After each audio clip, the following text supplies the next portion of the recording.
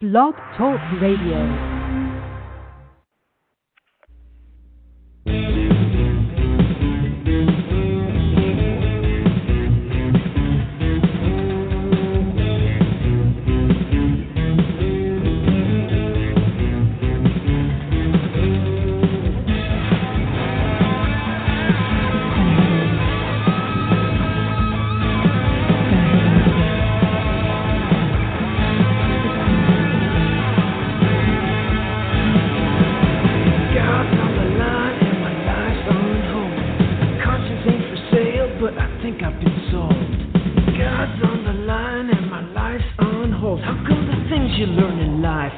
Help you when you're old. She's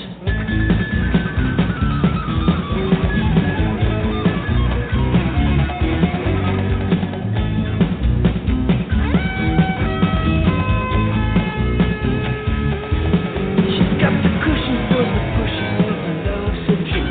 When she's talking to me, I know she's looking at you. She says there is no other, no need to question why. She's always on the phone talking to another guy.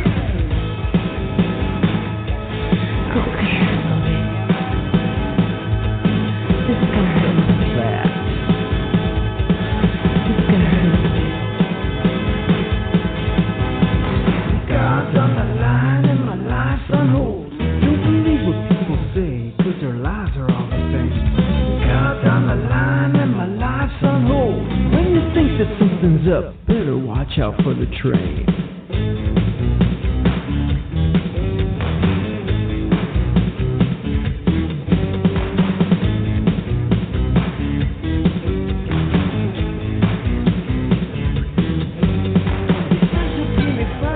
She says it should be sharp, but I'm standing in the parking lot, I'm broken, it's dark. I have to beg and borrow to cover for my friends. They tell me I'm so nice, but it doesn't pay the rent. Oh!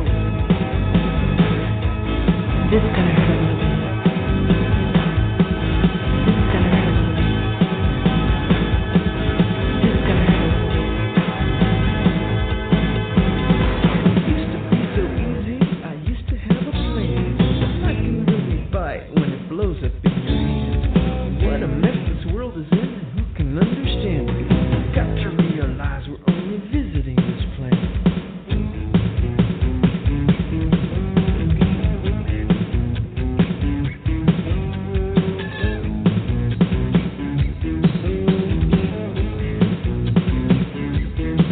I need a miracle tonight.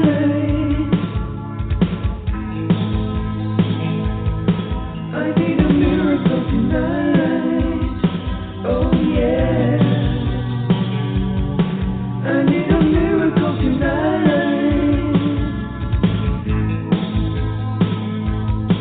I need a miracle tonight. Oh yeah. God is on the line tonight. A miracle can change your life.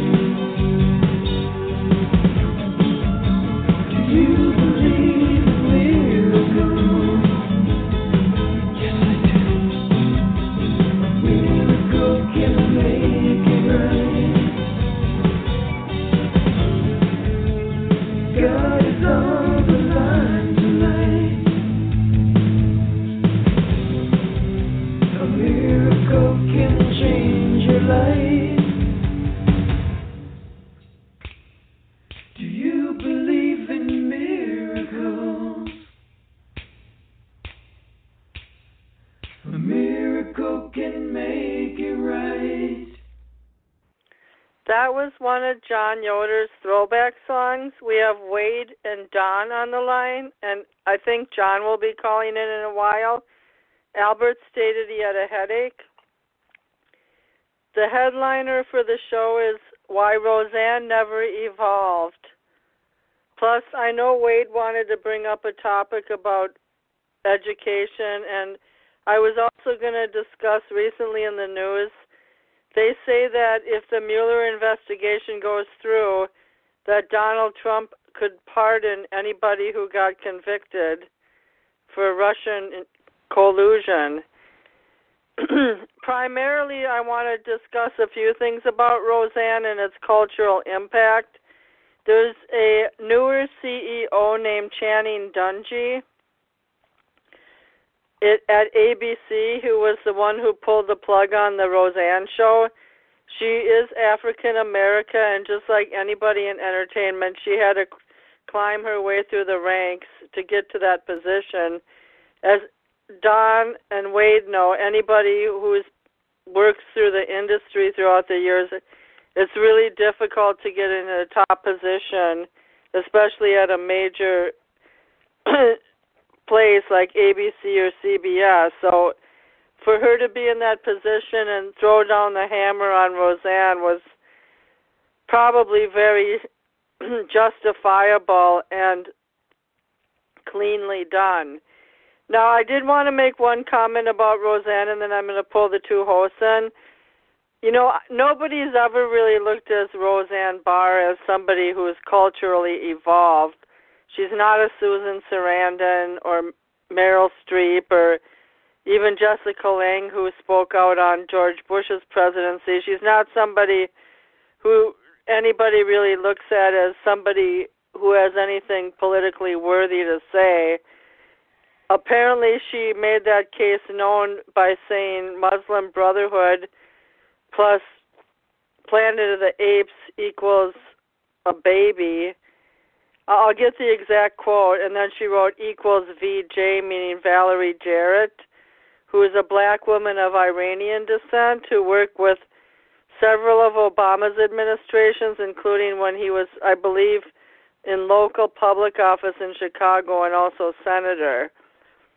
Now, for her to pick on a former admin person that a lot of Americans, it's not even a household name. I mean, a lot of people knew who Dick Cheney was because he was the vice president, but even me as a political scientist, I don't know that much about Valerie Jarrett except for I think her and Oprah were friends, and she had worked with several of Obama's campaigns. Needless to say, it's so strange, actually, that she would tweet about something that really has no relevance to her, it didn't advance her culturally. She didn't win more fans. In fact, even Fox News said what she said was religiously discriminate and racially discriminate. She lost her job. The whole cast at Roseanne lost their jobs. Meanwhile, while she spent the majority of her career trying to project an image of lower white trash as a comedian, there are good actors on that show, but basically it's a lower white trash family. And then she got defensive and was arguing with a cast member about how one of the kids on there has like some type of cross identity between a boy and a girl, and she was yelling out in her Twitter audience saying that was her idea, like she wanted to take credit for that, and she got angry at the cast members for discrediting her statement. So with that, I'm going to pull in Don and Wade. Yep, hey. Good evening, Wade. You were the first one to call in. All right, yay, the winner. Hey, Wade. Hey, Don. Hi, Don. How's it going? Hey, John. Thank you for calling in, Don, in a timely manner. I did text your wife. Oh, okay. I thought maybe you had fallen asleep. Wasn't sure. Oh, I'm working hard, though. I'm very tired. Did you have to canvass today? Yeah. So, wow. Doing a lot That's of the heavy. Yeah, it is. But somebody has to do it. So I'll start with you, Don, since you are African American. Why do you think Roseanne would target Valerie Jarrett of all people? I don't know much about it. I haven't paid attention to this story. It's so ludicrous because, Samantha B. more or less said something similar, but it was to a different audience, and she got no admonishment. So this is something that it doesn't even interest me. Like you said, Roseanne has never been a scholar, but I have nothing to say but nice things on her. Well, can I read the tweet? Show. Can I read the tweet? It says Muslim Brotherhood and Planet of the Apes had a baby equal VJ. So what she's trying to imply is she was dissing Muslims and dissing blacks. Right, and that is offensible. She's already had her one strike before, so she was on her last leg anyway. This was an experiment, and it was going well. But the consequences of her not having a filter made it really difficult to say something like that and not get a reprieve. Right. I am going to look up some background, but Wade, did you follow that story this week, or were you fairly busy this week? A little bit, just briefly. I tried to pick up on Ben Shapiro's take on it. It's one of those things. Partly too, I was like, okay, what am I not? When you hear something so ridiculous, and you're like, okay, what am I not hearing about this? But I don't know what. I'm curious where did this argument come from? She must have. I don't know if she had a beef with VJ or. I mean, I'm not even familiar with VJ, so. Exactly. VJ is her initials. It's okay. Wait. VJ is Valerie Jarrett's initials. By the way, she was a senior advisor to the Obama administration. She was a black woman born in Iran to American parents, James Bowman and Barbara Bowman. Her father was a pathologist and a geneticist, and they eventually moved to the United States. Okay. Well, I think they're both. She was only 5 when they moved here, so it's not like even though she's Iranian descent, she is American in that sense. Yeah, we don't. Okay. But how does she even know Valerie Jarrett? That's the thing. It's not like Valerie Jarrett's done anything in the news lately. Like, it would be one thing. Like, let's just look back. Let's just give a scenario. Let's say remember when Dick Cheney almost blew somebody's head off hunting? Like, it was that really happened. It was an accident, but like Valerie Jarrett's not even in the news, so I don't know where she was coming from. You know what I mean? Yeah, I mean, I think this is a case of like two people that just aren't, significant, influential voices right now. Well, Roseanne was getting a lot of attention, I know, for doing a show where she was a Trump supporter, and through ABC. That's the new Roseanne show. Yeah, but and by the way, Valerie Jarrett only had one kid in 1985, so it's not like she's pregnant. Like that was what the joke was about. But she's pregnant?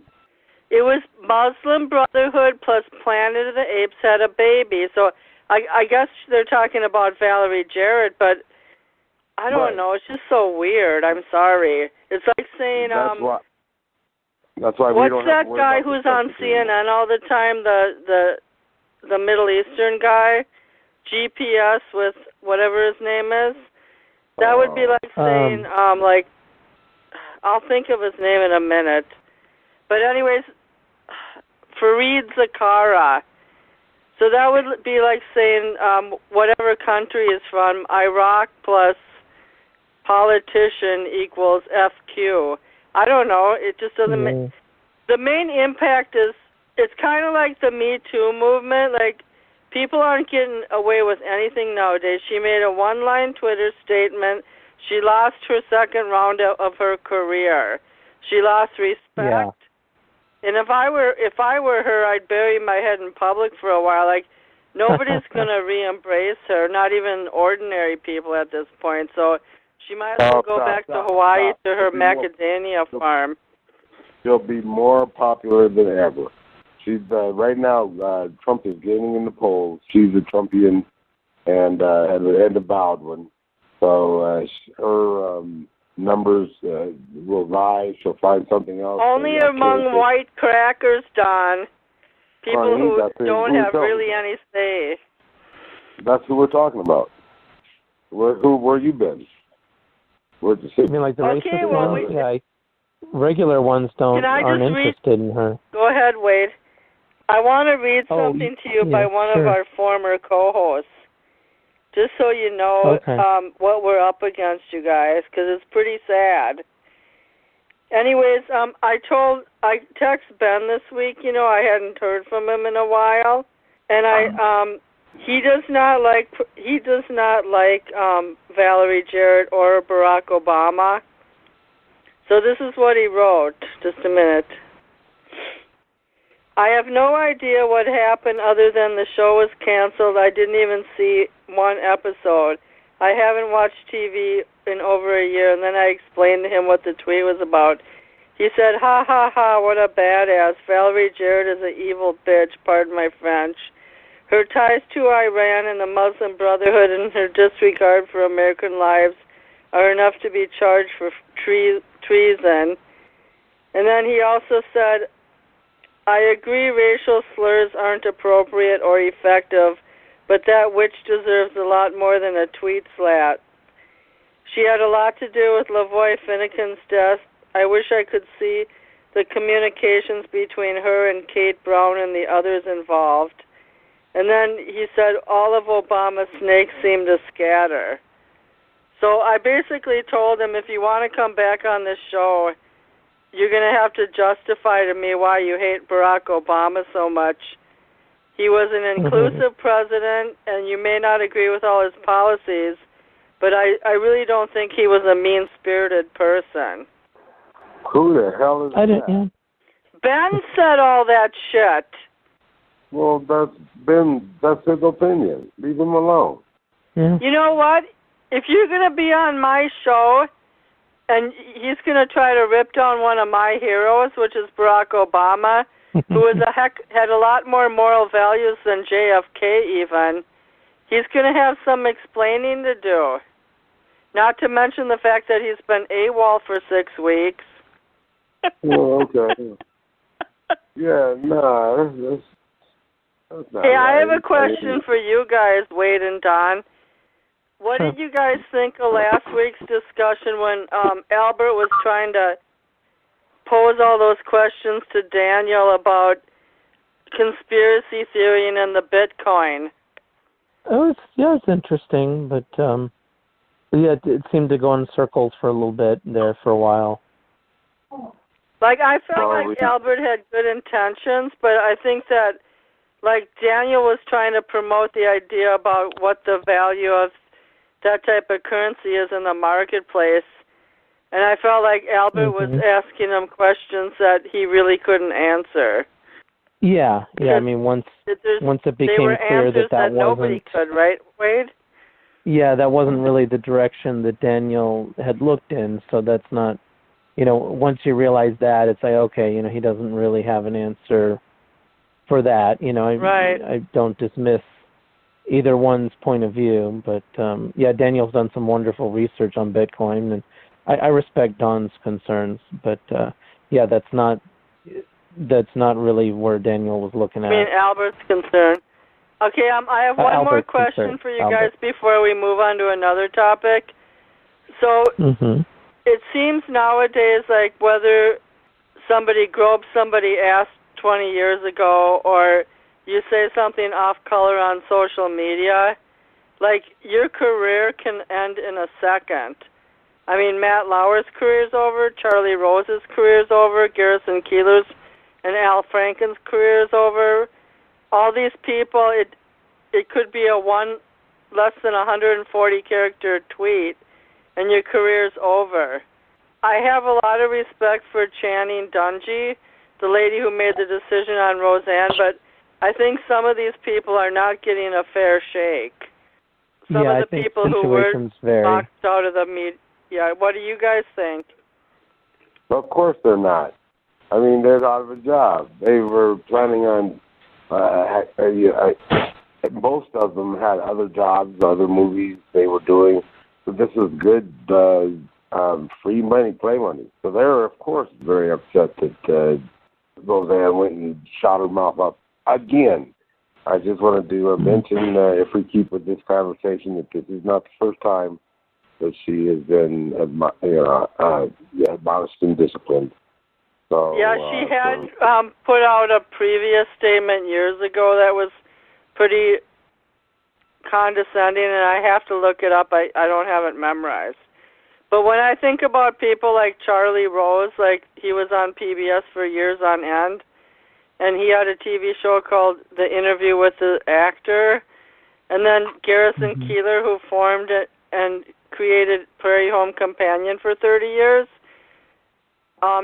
He had just one incident, and he was off National Public Radio. So, and his Washington Post column got canceled. I just think our country is a country of extremes. There seems to be hardly any tolerance or forgiveness for people who make, whether they're honest mistakes or not, breaches of character. They just don't. There seems to be no room for forgiveness. Yeah, and the situations vary. I mean, like Roseanne, that she should have known better.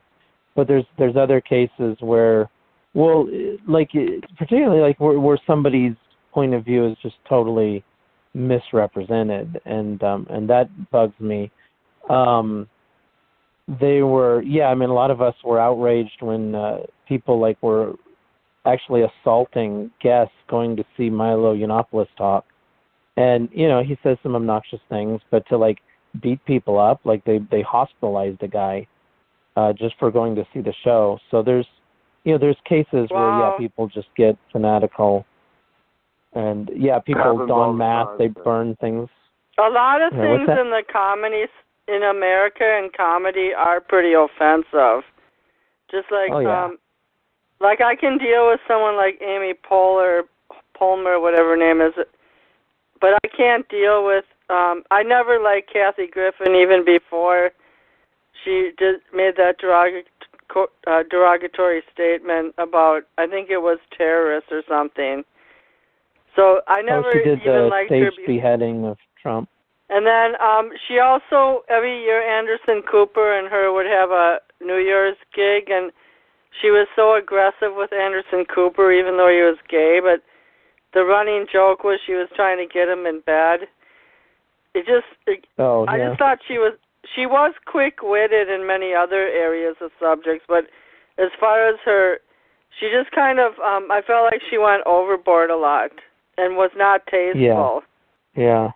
So, sometimes I think, Wade, like, do you want to bring up that thing that you researched about Don saying that students learn better reading out of books versus electronics? Oh, yeah, sure. I did some research. Okay. So, I was really interested, and we talked about that.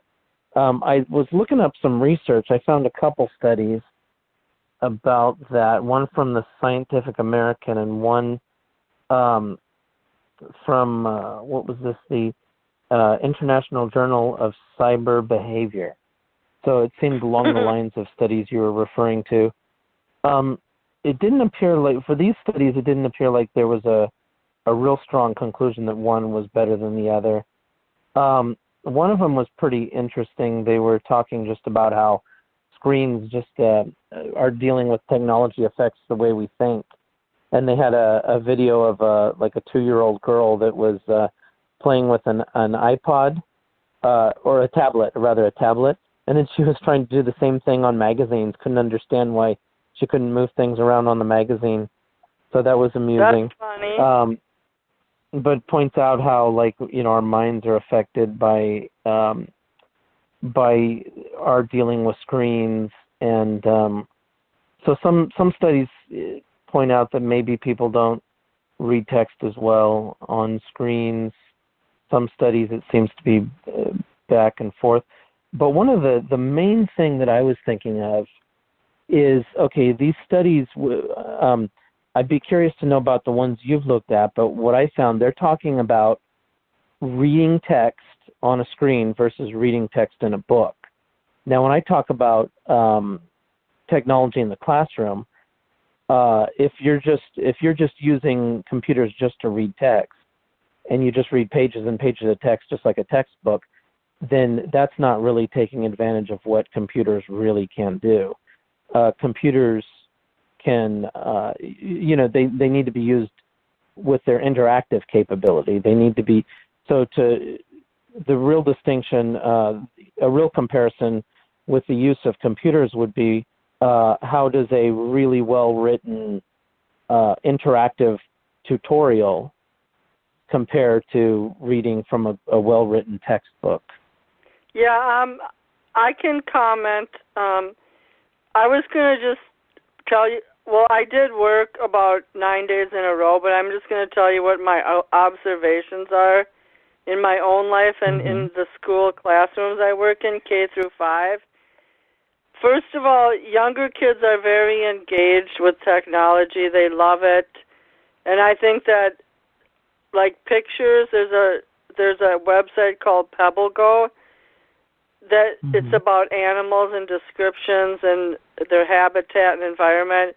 Like certain elements of technology stimulate kids more, but equally so, they had to write an essay on animals in kindergarten as best as they could. They use books and they use that website.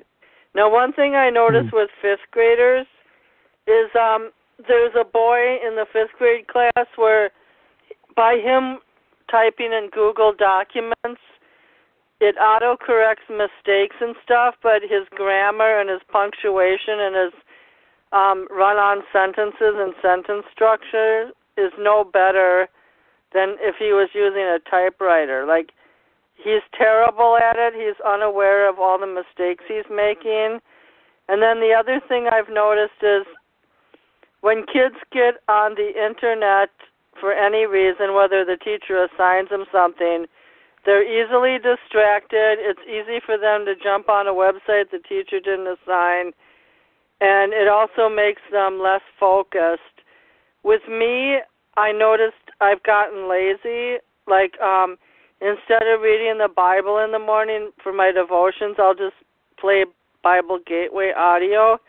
It can cover a lot more chapters. Like, I can listen to 4 chapters at a time and repeat the same chapter every day for like a week and then learn more. But on the other hand, just having a silent time of reading and trying to absorb intellectually what the scripture is saying is also a good way. So I just think in general, like internet, it can disturb sleep. It can make you addicted. Like some nights that I can only sleep 3 hours at a time, and then I wake up in the middle of the night and watch Netflix.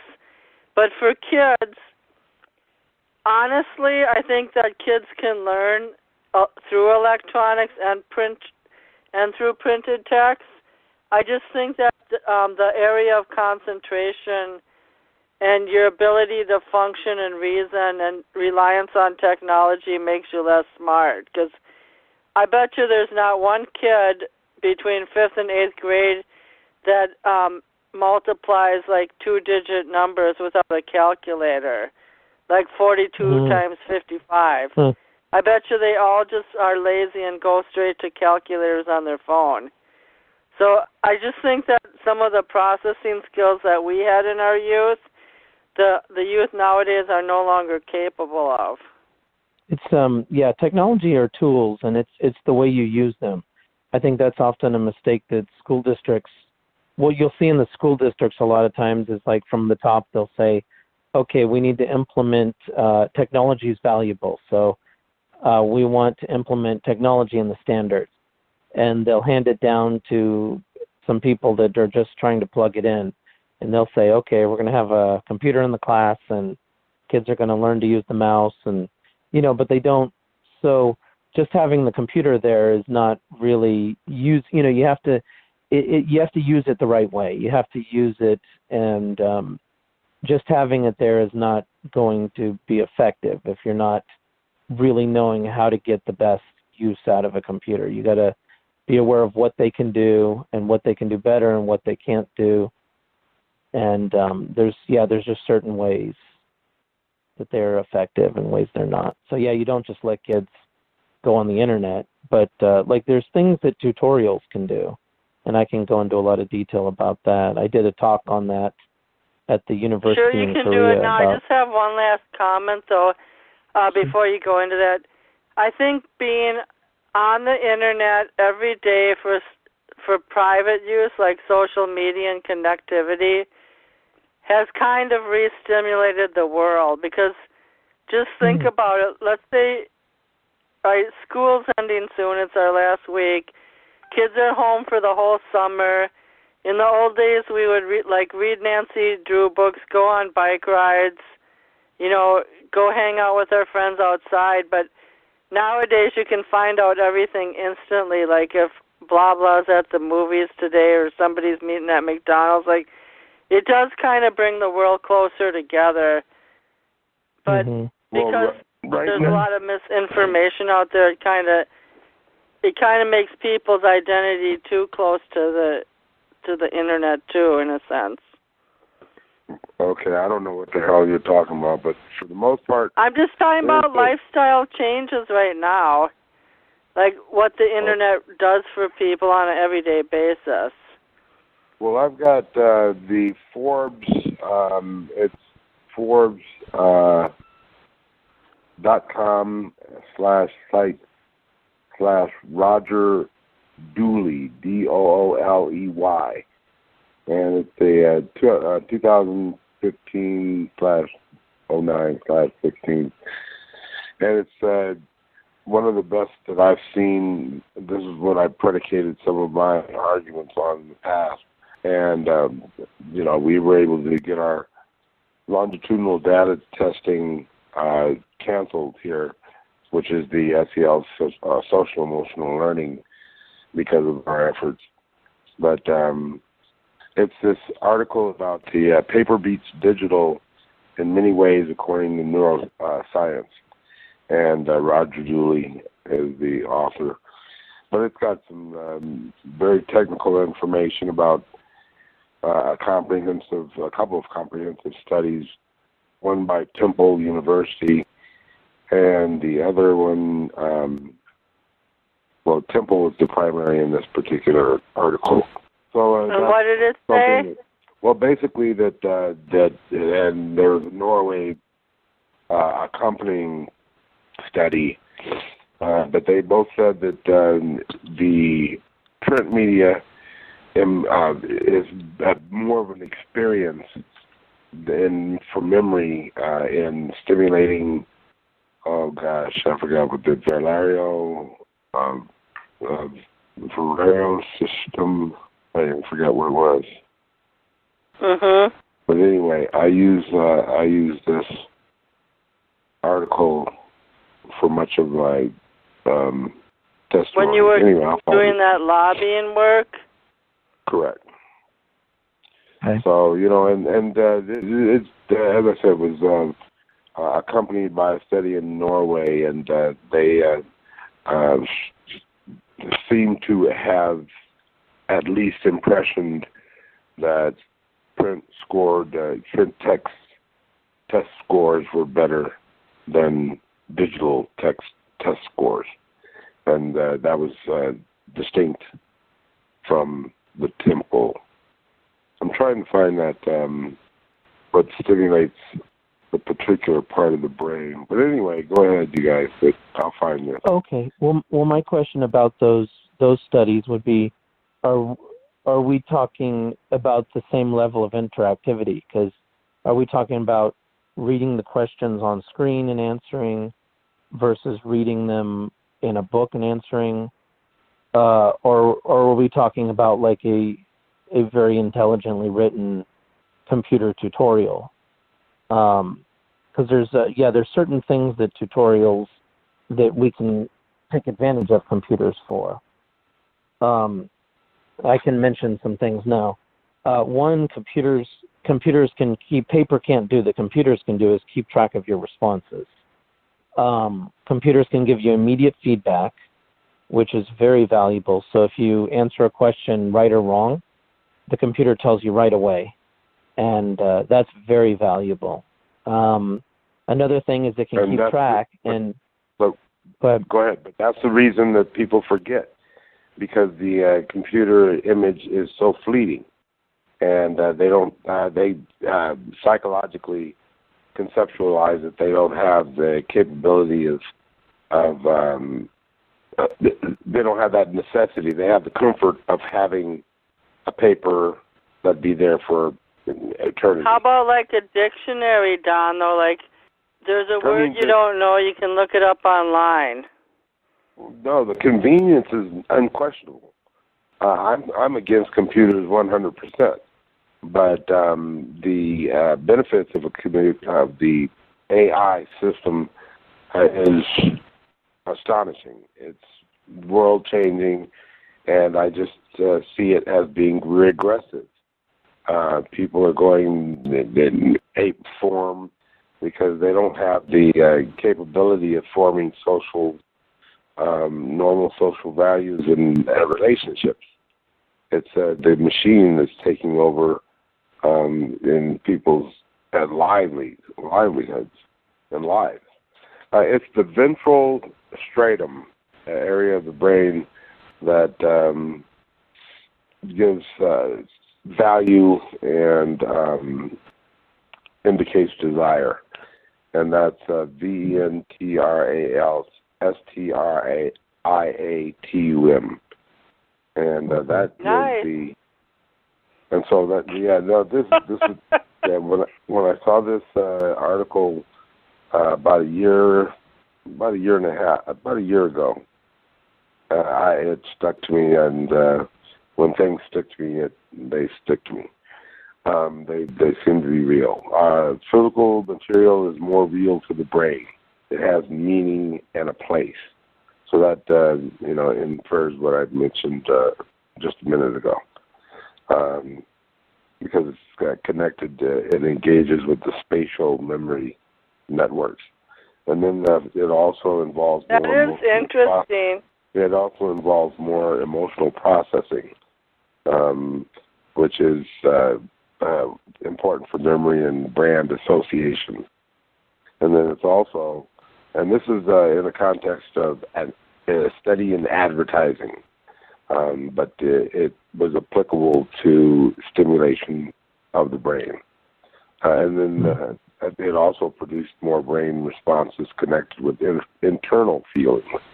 So Papergate. I have a question, Don. Sure. Since people are engaged with the internet all the time, like I do everything on my phone now. I can look up both my Gmail accounts for the school and personal. I can do my online banking. I can look up my life insurance. I can pay my credit card bills.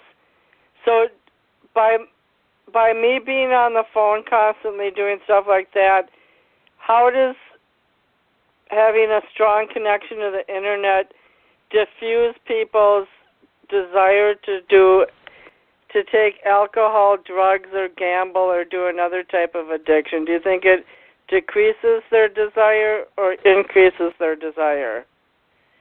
Oh, absolutely increases their desire to do drugs and alcohol because it's the easy thing to do. If you are, but then, like, I know someone who online gambled $130,000, but the fact of the matter is maybe the internet, like, paying $14 a month for Netflix and obsessing over that is better than going to the bar and getting drunk every night. Like, maybe the internet is a new healthy obsession. I think there's balance, Steve Jobs and, all those guys, they wouldn't even let their kids near a computer. What in the world would you think that Okay, well, I'm going to talk about, wait a minute. Wade, you used to have a Palm Pilot thing, remember back in the day in 2004? Oh, yeah. Well, now we have the smartphones, but yeah. What was that little stick you used to, like, mark things on your calendar? I remember you using it a lot. Stylus? Yeah, we used to like you and Daniel were on the cutting edge of technology even before there was anything great out there. Yeah. I think it has to be used appropriately. People can get addicted. But, you know, there's a lot of things. I mean, they say, like, wine is one of the best things for your heart, but if you get into it too much, you become a drunk. So, you know, there's a balance to things. But I don't know, back to, like, we were talking about immediate feedback. I mean, everything I've heard, I can look at what the studies say, but everything I've heard, like, immediate feedback is gold to learning. Like, if you can, you know, when you answer a question, if you can know right away if you're right or wrong, if you have to wait a while, you don't remember what kind of state of mind you were in. You know, that getting an answer right away. I mean, if you can have a tutor right there with you, that's the best thing. But most people can't afford that. So the next best thing is a tutorial. Definitely like learning math. That can give you responses right away. It's true, like calculators keep us from learning to do things in our head. But, you know, math games are great for students. They give a little auditory reward, and they give you feedback right away. They keep track of your progress. Yeah, that's one thing about the internet that could be disputed. Like, let's say you're teaching a 5th to 7th grader exponents. If they don't understand the concept, like there's an old school way of teaching it, and of course they could jump on YouTube and watch a bunch of tutorials. But like Don was talking about spatial thinking, if that kid cannot grasp the concept of exponents, they're just, with internet tools or not, they're going to have to learn how to think and process that concept, just like other math concepts like algebraic and the unknown variable. Like, eventually they're just going to have to use their brain to learn how to do it. And maybe if the internet helps. Yeah, anytime. Yeah. But in some ways I look back and realized all those archaic math processes that we learned back in the 70s. You know, like, I don't know, I felt it like we did have an advantage, like it was easier. I don't know, but then the internet would complicate things like that. There was a pyramid that I just pulled it up that shows the ways we learn things, and the stuff at the bottom, it shows you like how much you retain for each way. And so as you go to the bottom, the farther down to the bottom, the more you retain. It's let's see, National Training Laboratories, Bethel, Maine. I don't know what it's called. Anyway, so at the top is lecture. They say if we get a lecture, we remember like 5% of it. And that's the thing. I mean, lectures can be terrible. Like for an hour, you know, you're losing those students if you just keep talking and you don't know. You know, you're not keeping track of it. Reading, they say 10%. Audio visual, 20%. So the more senses involved, the better. Demonstration, 30%. Discussion group, 50%. Practice by doing, 75%. And when that's not practical, the thing is, a computer lesson can constantly check your progress and not just keep track of it, but it can respond. So if you keep making mistakes, then the computer can give you more lessons or help you give you further instruction. And if you do well, it can just move you ahead quicker. So a computer can easily adjust for that.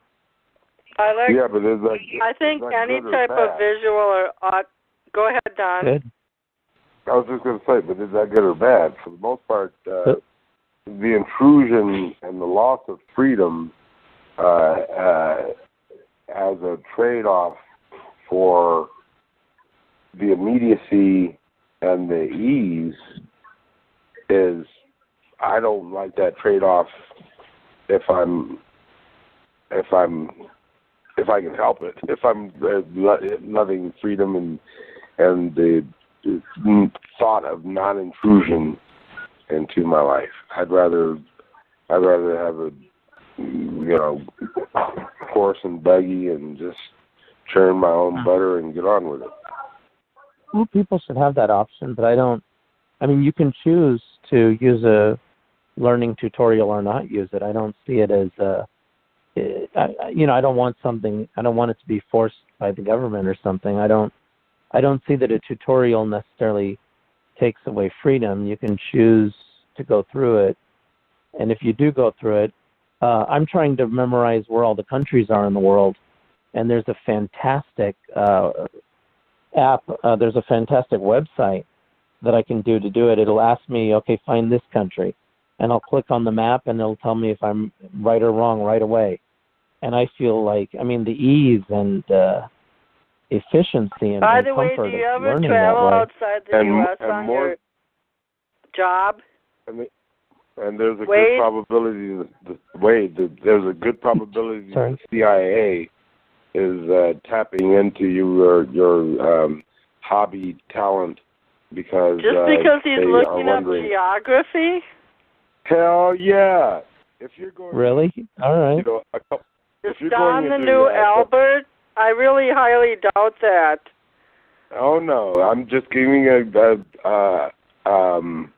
I'm just kind of playing devil's advocate, if you will, or I'm on the side of the CIA, and I can ask Forrest Gump Zuckerberg, who, you know, if he's going to allow me to peruse through his record file of, you know, Wade, and hey, he's looking up. I want to mention one thing. I'm a geography buff, and I'm constantly studying globes and maps, and I really don't think that's a risk-taking behavior on Wade's part. I think there's other things. The comments and groups I get involved with on Facebook would get me in a lot more trouble than Don, or by you things I say on the show. Radical statements door to door, the FBI probably has a fast track on your butt. Oh my gosh. The FBI, I was born and the FBI was in the delivery room. So I have no problem. I'm friends with the FBI. They're my peeps. But you know, with all the you're still alive at least. With all the advisories, that's the way to do it. You get friends of the police. And when you're a black man, hell yeah, that's the way you do it. You know, otherwise, if you don't show you're upstanding, they'll stop by every so often just to keep an eye on you. But this is, you know, there's no problem with it. You just do what you do, but it helps when your mother was a, you know, police officer and all that, so you get the perks. You know how to work the perks. Yeah, I have a question for Wade. Wade, now that you do a lot of traveling and you're in the airports and, like, people are checking their phones, like, for reservations and cancellations, like, what have you noticed about technology in your job? And, like, people trying to go on certain apps right before the plane takes off? Is there any notable thing that you could mention? Well, they've told me that before I started working, there used to be a lot more newspapers left over, and that's not as common now. You mean like newspapers in the plane? Yeah. Well, because people will bring newspapers on. They still do, but just not as many. People bring newspapers on the plane and then want us to throw them away. I was saying, man, if I could just find some time to do some paper mache, I could collect a lot of newspapers and do a lot of paper mache. But yeah, there used to be a lot more newspapers. So if I'd been around earlier, I could have done a lot more paper mache after the flights. Well, you still have a chance. Papers are at the lowest prices for subscriptions they've been in decades. So you can, percentage-wise, you can still get a lot of paper and make a lot of paper mache from all the ads and stuff. The ads that are in there. I can comment about socially more when I was in Korea. A lot of my social network was people I was friends with, and I had a pretty good sized network of people I knew, and a lot of us were connected because of the internet. I started, I made a lot of friends when I started a Meetup group, which is kind of an interesting thing because they're using technology to try to get people to help support people meeting in real life and have face-to-face relationships. And So yeah, there was one really good friend of mine named Will Forrester, and we became friends. He found me through a Facebook group I think I was running, storytellers, and asked me to connect him with people that were interested in filmmaking. And then we became really good friends, and I introduced him to people I knew, and he introduced me to people he knew, and we, a lot of this came about because of like finding common ground on the internet. So that can happen too. And what was your common connection with this guy named Forrester or Forrest? Oh, filmmaking, and we started making film, getting filmmaking teams together, and so yeah, he said it too, that all these people I work with and do my films with are because I found Wade on the internet and met people through there. And yeah, I was running a Meetup group and finding teammates that way, and yeah, it was a good way to just find people that had a common ground. Through the internet, I think it was through the internet I found out about a meeting of filmmakers that was happening in Seoul, where I met a lot of people. So yeah, there was a lot of good opportunity. Cool.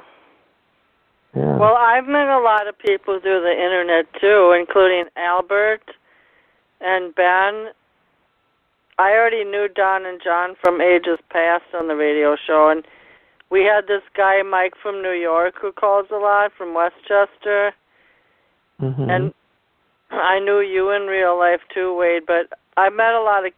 Plus, I just found a sixth grade friend from grade school on the internet the other day. So the internet is actually what led me back to the Midwest. Lauren's family lives here, but a lot of the people from my high school encouraged me to move back. So. Yeah. And I hope not. I don't know. Don makes a good point. I hope they're not watching us that closely. Well, they might or they might not be, and that's for them to know and us to find out. Well, go ahead, Wade. What I was going to say wasn't important. All right. The internet also helps give people freedom too. I don't know.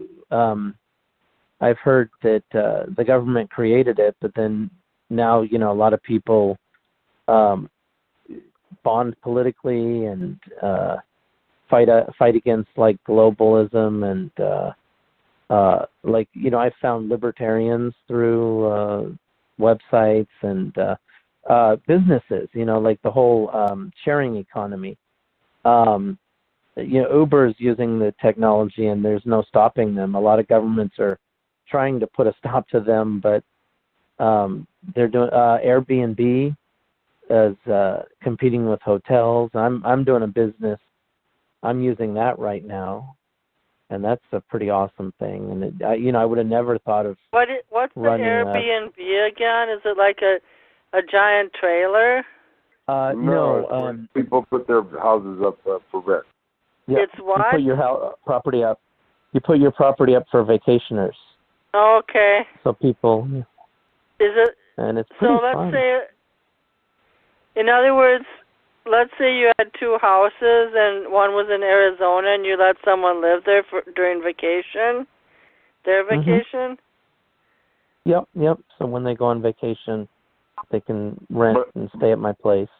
Okay. But there are Airbnbs, which are different than people just saying, okay, you can stay at my place, or realtors, they have the list of potential vacation rentals, so they have control. But this is a big corporation that's centrally doing this renting. Mm-hmm. Yeah. One of my dreams, one of the things I've thought about doing with the internet, something I want to work on, is to have crowdsourced neighborhoods where people can get on instead of having like a big company make a bunch of track housing and okay, this is what everybody likes and won't offend people and it's boring. A group of people can network and decide to be neighbors and make a neighborhood together and make the houses they want. They could be like, let's live in a castle together, or let's have a bunch of tree houses together or something. And I think that would be just a great way to live. Cool. Right? Yeah, I was thinking of doing something different this summer. I was thinking of subletting my apartment 1 month and just spending 30 days in California. Yeah, you could do it. Yeah, like, why not? I'll take a leave of absence from work. My 5-year anniversary is today from the job I started in 2013. I've never worked anywhere that long in my adult life. Spectacular. Wow. Congratulations. Congratulations. Yeah, Don knows that I'm a vagabond, so that's a big deal for me. Awesome. But I also have the advantage in the summer. My job is 7 days on, 7 days off. So technically I could go out of town every other week if I really wanted to. Nice. Well, you're making enough money the hours you're working. I know. Technically, I'm coming to LA either the last week in June or first week in July. But Don, I'll make it out to you one day this summer too. All right, no problem. I mean, not one day. I mean, probably for like 3 days. All right. Well, I'll be heading to San Antonio on the 13th. Middle of July, right? And yeah, so. Yeah, Pat already told me, so I know when I have to be out there too. Okay. Do you have a family reunion this year? I don't know what's going on right now. The change in my job, doing some catch up, but I don't know if I'm going to be able to fly to. It'd be just for a night, but it'd be work at midnight at 5 straight to San Antonio. So I'm going to take a look at that. I don't know yet. I see. Yeah, that's true now that you're canvassing every day. Yeah, so, I'm out there. Wade, like with your job, like, do you get to hand pick a time, like once every 2 weeks, where you can just hop on a plane and go to Arizona to see your family? Not yet, but you get that if you stick around. So I'm too new to be able to do that. But the longer people are around, the more they just get to have the schedule they want. What kind of a job? So, Wade, are you on call every day, or do you have a set amount of hours? I'm not trying to ask you too much personal stuff. Oh, I get on call blocks. I get scheduled days that I'm on call, and it's for a 12-hour block of time. And then I have off days when I don't have to worry about them calling me at all. What do you do? But what if a whole week goes by and you don't work? Then what do you do? They give you a guaranteed amount of pay, even if they don't. Oh, they do? Yep. Okay, I'm not trying to be too nosy, but I haven't had time to quiz you on when we're not on the air. So I'm going to be down in Milwaukee 1 week this summer too, so maybe we could meet halfway. I think there's 40 to 50 miles between each city. Don should know, right, Don? Don, what's the distance between Milwaukee and Chicago? 94 miles. It's that long? 94 miles? You should be saying is that short. I'm out here. We're out here in the West Coast. The nearest shopping center is 7 miles away. We don't have we're not a food desert, but we don't have the accoutrements right next door that most places. For instance, Reno to Las Vegas is 450 miles, and Reno to Los Angeles is 460 miles. So, you've got two different places and same mileage. The closest place to Reno is Sacramento at 125 miles. So we're moving or traveling is. You do have that ghetto store about a mile from your house. That looks like a rundown shopping center. You're talking about one of the places that I shop the most. If you're talking about Keystone. Seashell Square. I don't know. To me, it looked run down. They probably could be, but it still serves food, and they don't care. It still has. One of my beefs tonight was I live in a city. It's 25 miles long, and all the stores are on the top of the hill. Like in the downtown area, it's all like mom and pop stuff, but in order to go to Target or Walmart or a thrift store or the mall, it's all congregated on the top of the hill. It's very inconvenient. But the city across the bridge, Superior, which is, my city is super hilly, but the city across the Lake Superior, the next city over, like 5 miles, all their stores are in proper locations. They're easily accessible. The whole city's flat. You don't have to climb a bunch of hills to get there. And it just makes it a lot easier. Well, then, is that a Canadian city, or is it Wisconsin city, or what? No, it's the tip of Lake Superior, where it comes down to a point. Right. It's the Minnesota. Minnesota's on one side, Duluth, which is a huge port city, and Superior has two. There's 2 bridges going into Superior, and both cities are an hour south of Canada. Okay. Like the north shore of Lake Superior is in Canada. The south shore of Lake Superior is in Wisconsin, and then the western shore is all of Minnesota, and they actually call that the North Shore. But technically, the most northern part of the shore is in Ontario.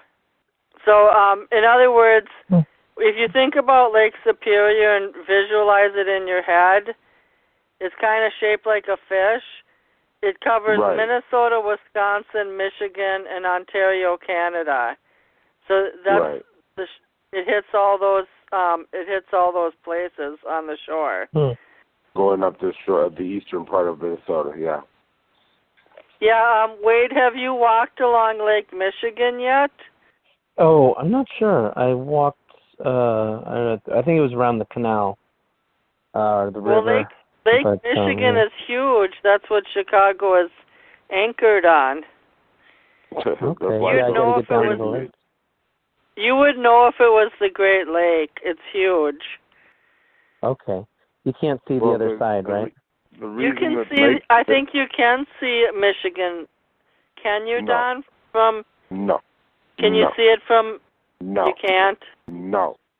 That's why they call them the Great Lakes. There are only 3 sets of lakes in the world. There are only 3. Well, actually, there are 7 lakes in the world or 8 lakes in the world you can't see from one side to the other, and you can't do them and 5 of them are the Great Lakes. So, you can't. That's what makes them the Great Lakes. Well, I'm at the tip of Lake Superior, where before it spreads out, and you can see Wisconsin across the shore.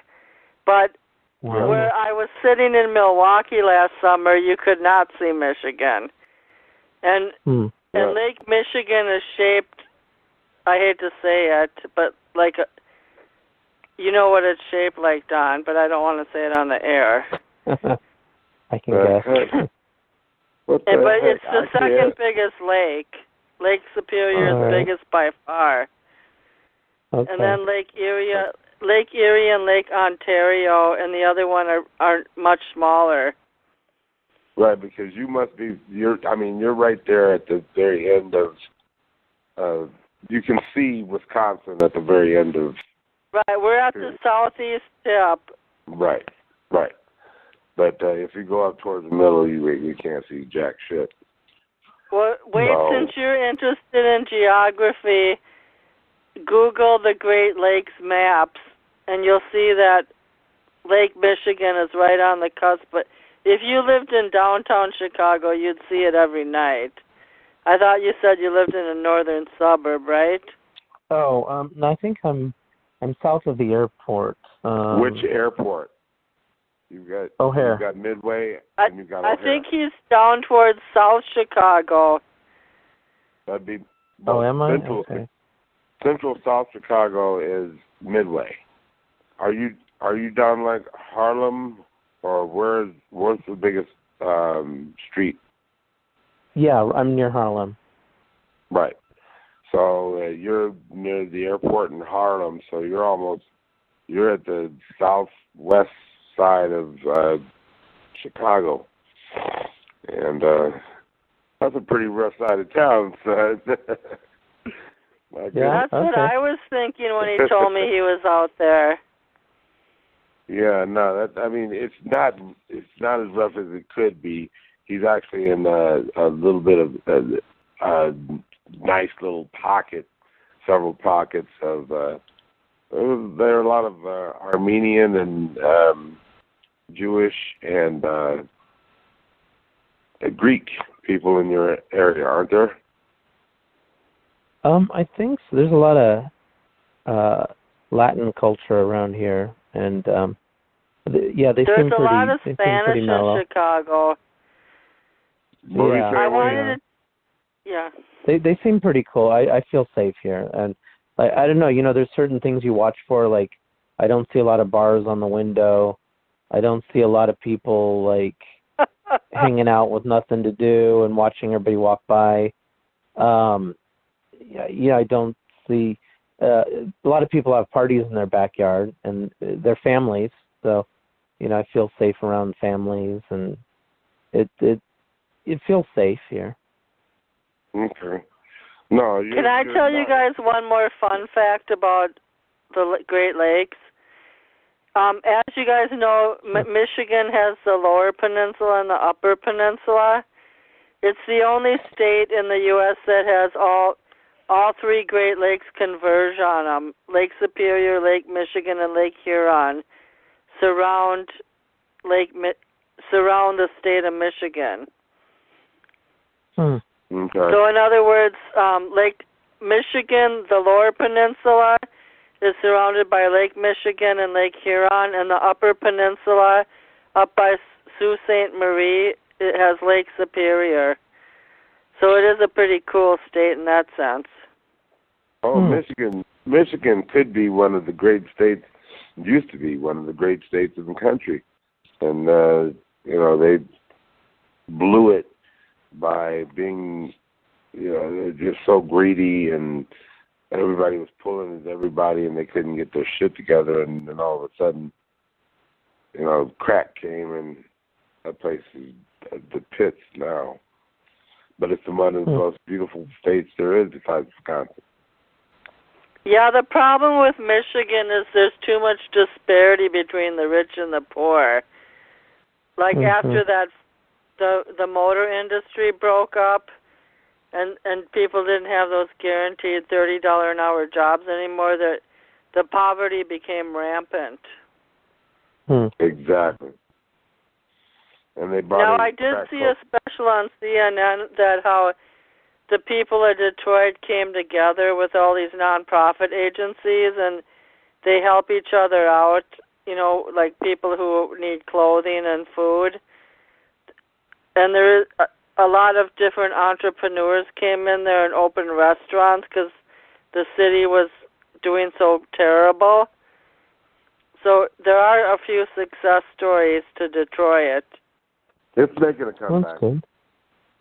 It's making a comeback, but everybody should move. I'm interested in going to Ottawa, Canada, and Montreal. Oh wait, we have two callers who they've been sitting on the phone 20 minutes. So one is John Yoder. I'm going to pull the guest in. Dang. John, could you hold a minute? Just a minute. I'm pulling in the guest from the 914, and then I'm going to pull John in. And I apologize that you guys had to sit there this long.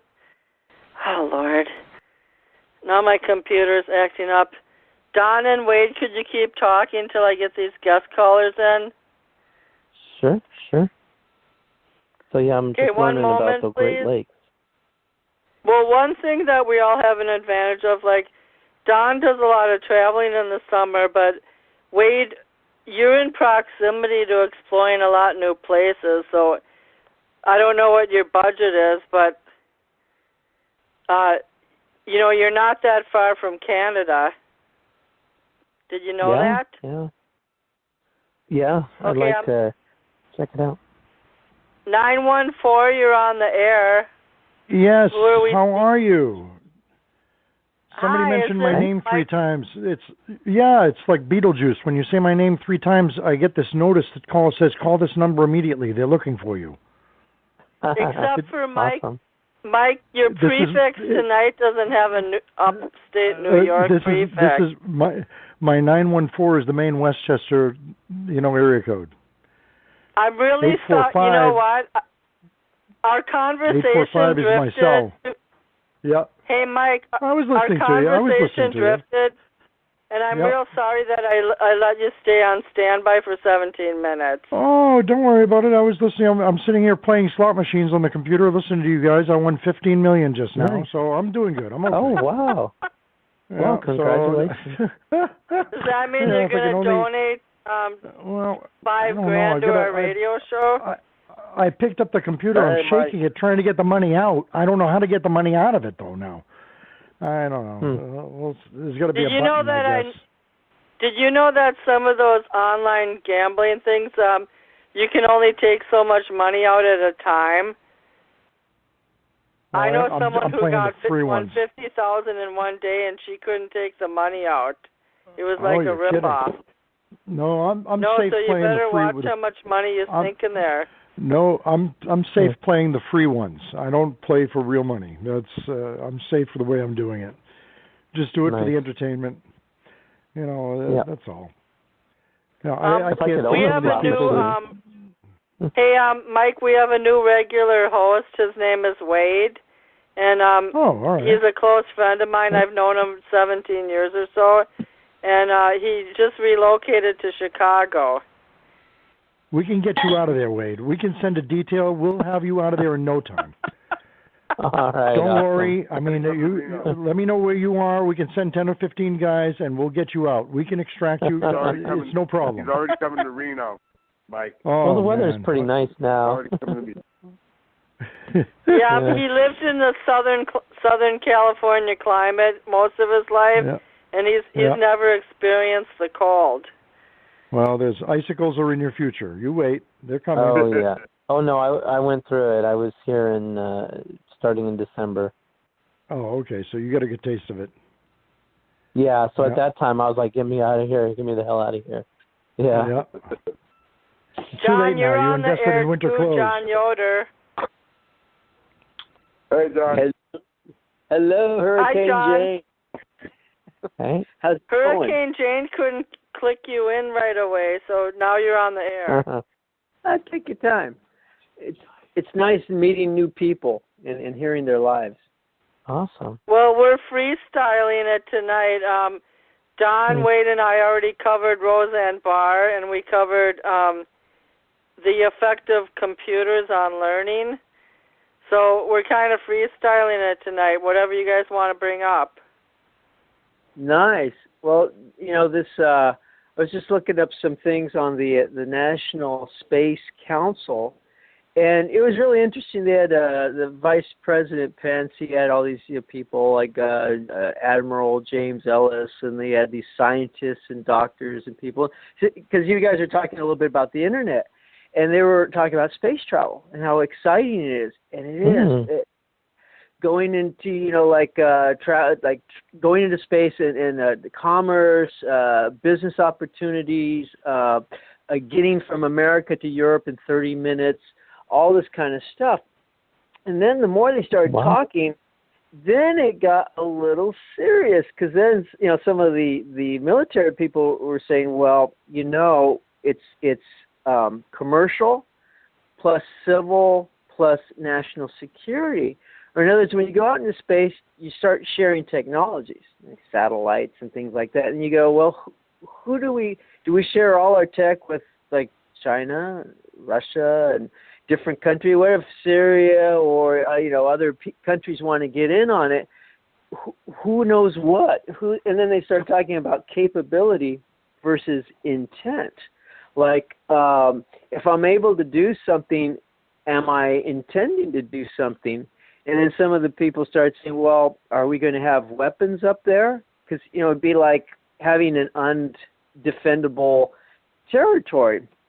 And then one of the gals started saying, we don't have a choice. Everyone's doing it. Either we are leading or we're following. And then one guy said, well, one of the doctors, he said, all your ATM information, your banking information, it's all going up out there into satellites and getting beamed down. And so the general kind of, or the admiral kind of chimed in. He said, so you can have complete hardware intact, and yet be bankrupted. Like someone could hack a country, like just clear it out, or mess it up where it's non-functional. And then they started talking about, the S-400 missile. It's a missile that the Russians have developed. They're selling it. They sold it to China. They sold it to other countries, and anyone who has money, so it could go to any country. This missile has 3 times the capability of our missile systems, which means ours go up about 25 miles in the air. Theirs goes up about 75 with a range of 225. Say, what does that mean? It means you can knock out a satellite. Now, someone like Russia or China probably wouldn't do it because they don't want to get into a war with us. But you could take a rogue country, if Cuba can come up with the money, or Iran, or North Korea, or whoever, and they get pissed off on a really bad day, someone could say, I'll knock out a satellite. And there's nothing we can, we could try to shoot down the missile, but our kill rate isn't 100%. So it started changing the dynamic of we have a world community, and how do we slow this stuff down? Because our information, your life is out there. And, kind of the nature of, the reason there was Babylon, if you remember the story of Babylon, the culture said, we're going to make a name for ourselves and reach to God, touch God. And God said, according to the story, I don't want them to do this because their mind is one. I'll confound their language. So he called it, they began to babble. They call it Babylon. And for thousands of years, we can't communicate. Everyone's talking different languages. Now on Facebook and the internet, I can talk to people in Japan or Italy. I don't even have to know how to speak the language. I just hit translate, and it translates my language. So the internet has brought back, this world language. We can all talk. The interesting thing is, to get on the internet, if you start a business, you have to have a domain name, which kind of goes back to let's make a name for ourselves. And with the internet, we're going global. We're reaching into the universe, the cosmos, to touch God. So it'll be interesting to see how we can handle that. Any thoughts on what I threw out today? Yeah, there's a big difference between buying a missile and or a rocket platform that's able to launch something into space and just say arbitrarily to somebody that doesn't really know it, and a military background, and say, well, they bought the Atlas missile system or whatever the system is, the platform, and they're now able to launch incredible amounts of distance and be able to. Well, those rockets are meant to send things up that would detach and continue like a space station or a shuttlecraft, something like this, like the one of the Challenger type thing where we have the shuttle, the space shuttle, and launch it and get it up in there. There's no guidance system. All of a sudden take that platform and turn it into a missile like that where it's going to launch with a guidance system and hit something pinpoint or even close to a satellite. The technology for that is a lot more than just buying that rocket, and also the fuel for it. The amount of money it takes for the special fuel that those things take, that's also involved. And so there's a lot of other factors in there, just like everybody was freaking out over little Kim in North Korea. Oh, my God, he's going to bomb. No, he isn't going to bomb. And I was arguing with all these people that were buying into the paranoia and, the sky's falling. Little chicken, whatever was that saying about the thing with the sky falling? Yeah. People were out there like crazy saying, and I said, look, he's got a rocket. Yeah. If you strip it of all the weight and everything else, look at the distance this thing can do. Can it survive re-entry? No. Why? Look into it. They didn't have the technology to have any of the protection to have the thing survive re-entry into the atmosphere to get the distance that he needed. And if he had a warhead on it, that weight is not going to make that distance now. And, everything about it, people don't look at, they look at the superficial stuff, the headline, more or less, today, and they freak. It's almost as if people today need something, besides a cause to champion, they need, like, something in their lives to give them purpose, something they can latch on. They need something to be afraid of. It's like they're looking for something. It's unbelievable, and the great evil now is Trump. Oh my God, Trump this, Trump that, Trump. And and the majority out here are just like, save it. We've had enough. Mueller, and the Russians and the okay, whatever. Next. People are just out of control, and with it, and the Tower of Babel. I mean, the Bible has a lot of interesting stories that were in it, but I don't think we're reaching to God by going out into the universe. They're looking for ways to expand and everything, and I can see it. I don't think we're ready for it. I don't think we have the technology yet. Someday we will. Not in our lifetime. We're not going to see it. We're not going to see people living on Mars. Not now. Maybe 200 be out years. There at some point. Yeah, at some point they will be out there. But right now, no. I don't think we're going to. We're too fragmented. There are too many factions out there, all pushing for their own agendas and where that money's going to go. And everybody's got their own little, special programs they want. That they don't want to go into NASA. That'll take too much money. And then we get the ones saying, well, what do we get out of it? Oh, my God, we put someone on the moon, and what did that prove in the end? We could have used that money here and fed the homeless.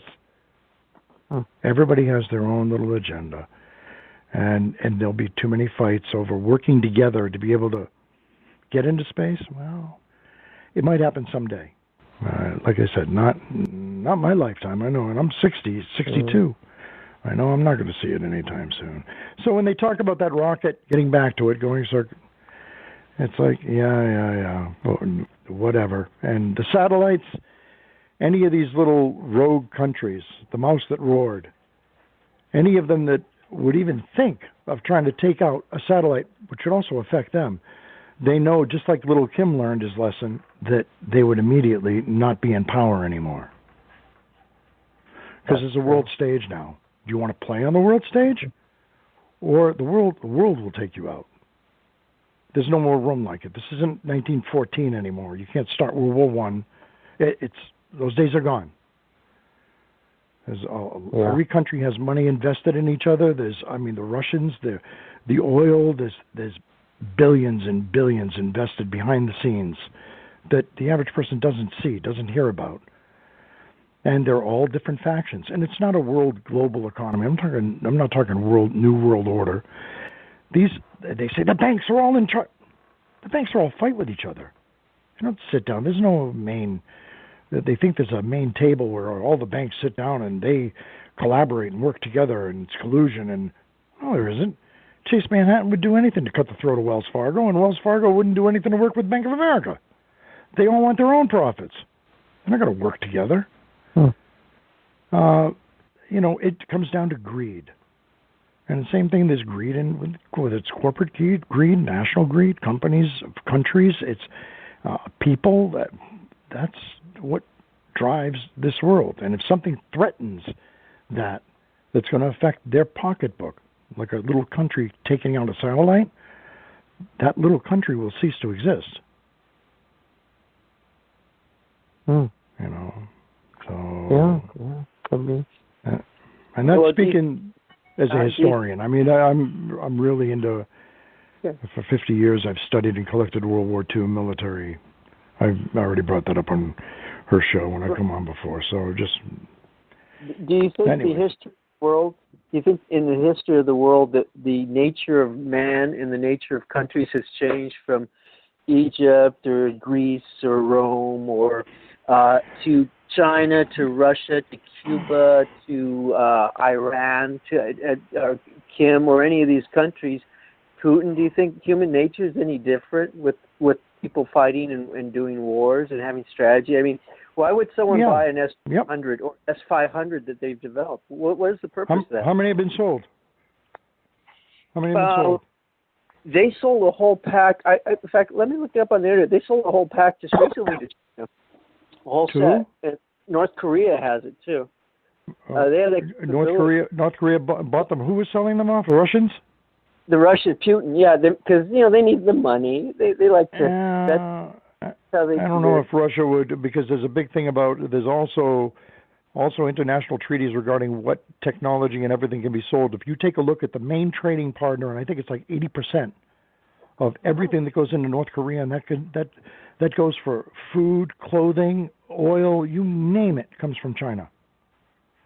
Oh yeah. And the Chinese go out of their way to hide the fact from the world, because there are treaties, international treaties, forbidding them or anyone from selling anything like this. And a missile to North Korea? Yeah, no, not going to happen.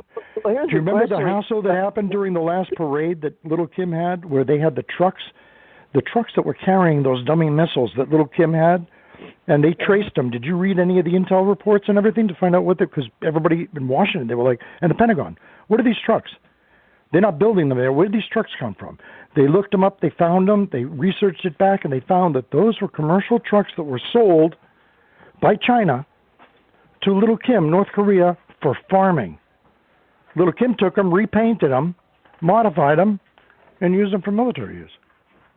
Did you know Russia sold North Korea a lot of hardware in the 70s, 80s, and 90s? And you know how much they sold them back during the Korean War? They sold them a lot even back then, too. I mean, yeah, that was back then. We're talking now, though. Now it's a different people involved, different players involved, different stage, different world. And a lot of the stuff that they have left over from the Soviets with the MiG jets and everything else is so outdated that it's a joke. It's useless. They'd be better off scrapping it than trying to put it up in. They have tons of outdated stuff.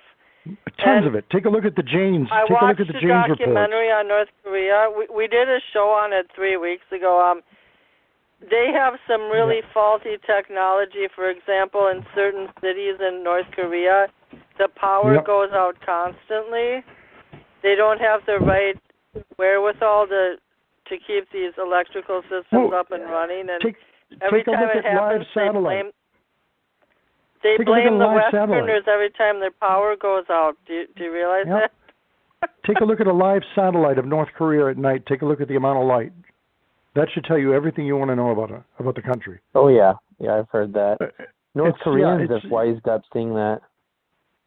Yeah, hey, by the way, Mike, our guest Wade, who was on the air, he lived in South Korea 9 years. So God bless you. I couldn't get anywhere near kimchi. I would never touch kimchi, and you could pay me, and I wouldn't touch that stuff. God bless you. Good. And dakgalbi, they've got some great stir fries. Anyway, I heard that's something that I've heard about the defectors would notice, that there were people that escaped and said, I heard North Korea was like the best country, and then I looked over and I'm like, why are there all those lights in South Korea and we don't have any? Right. So, yeah. Oh, by the way, just a little follow-up, and I'm just doing a little research here. This is from May 30th. This is like a couple days ago.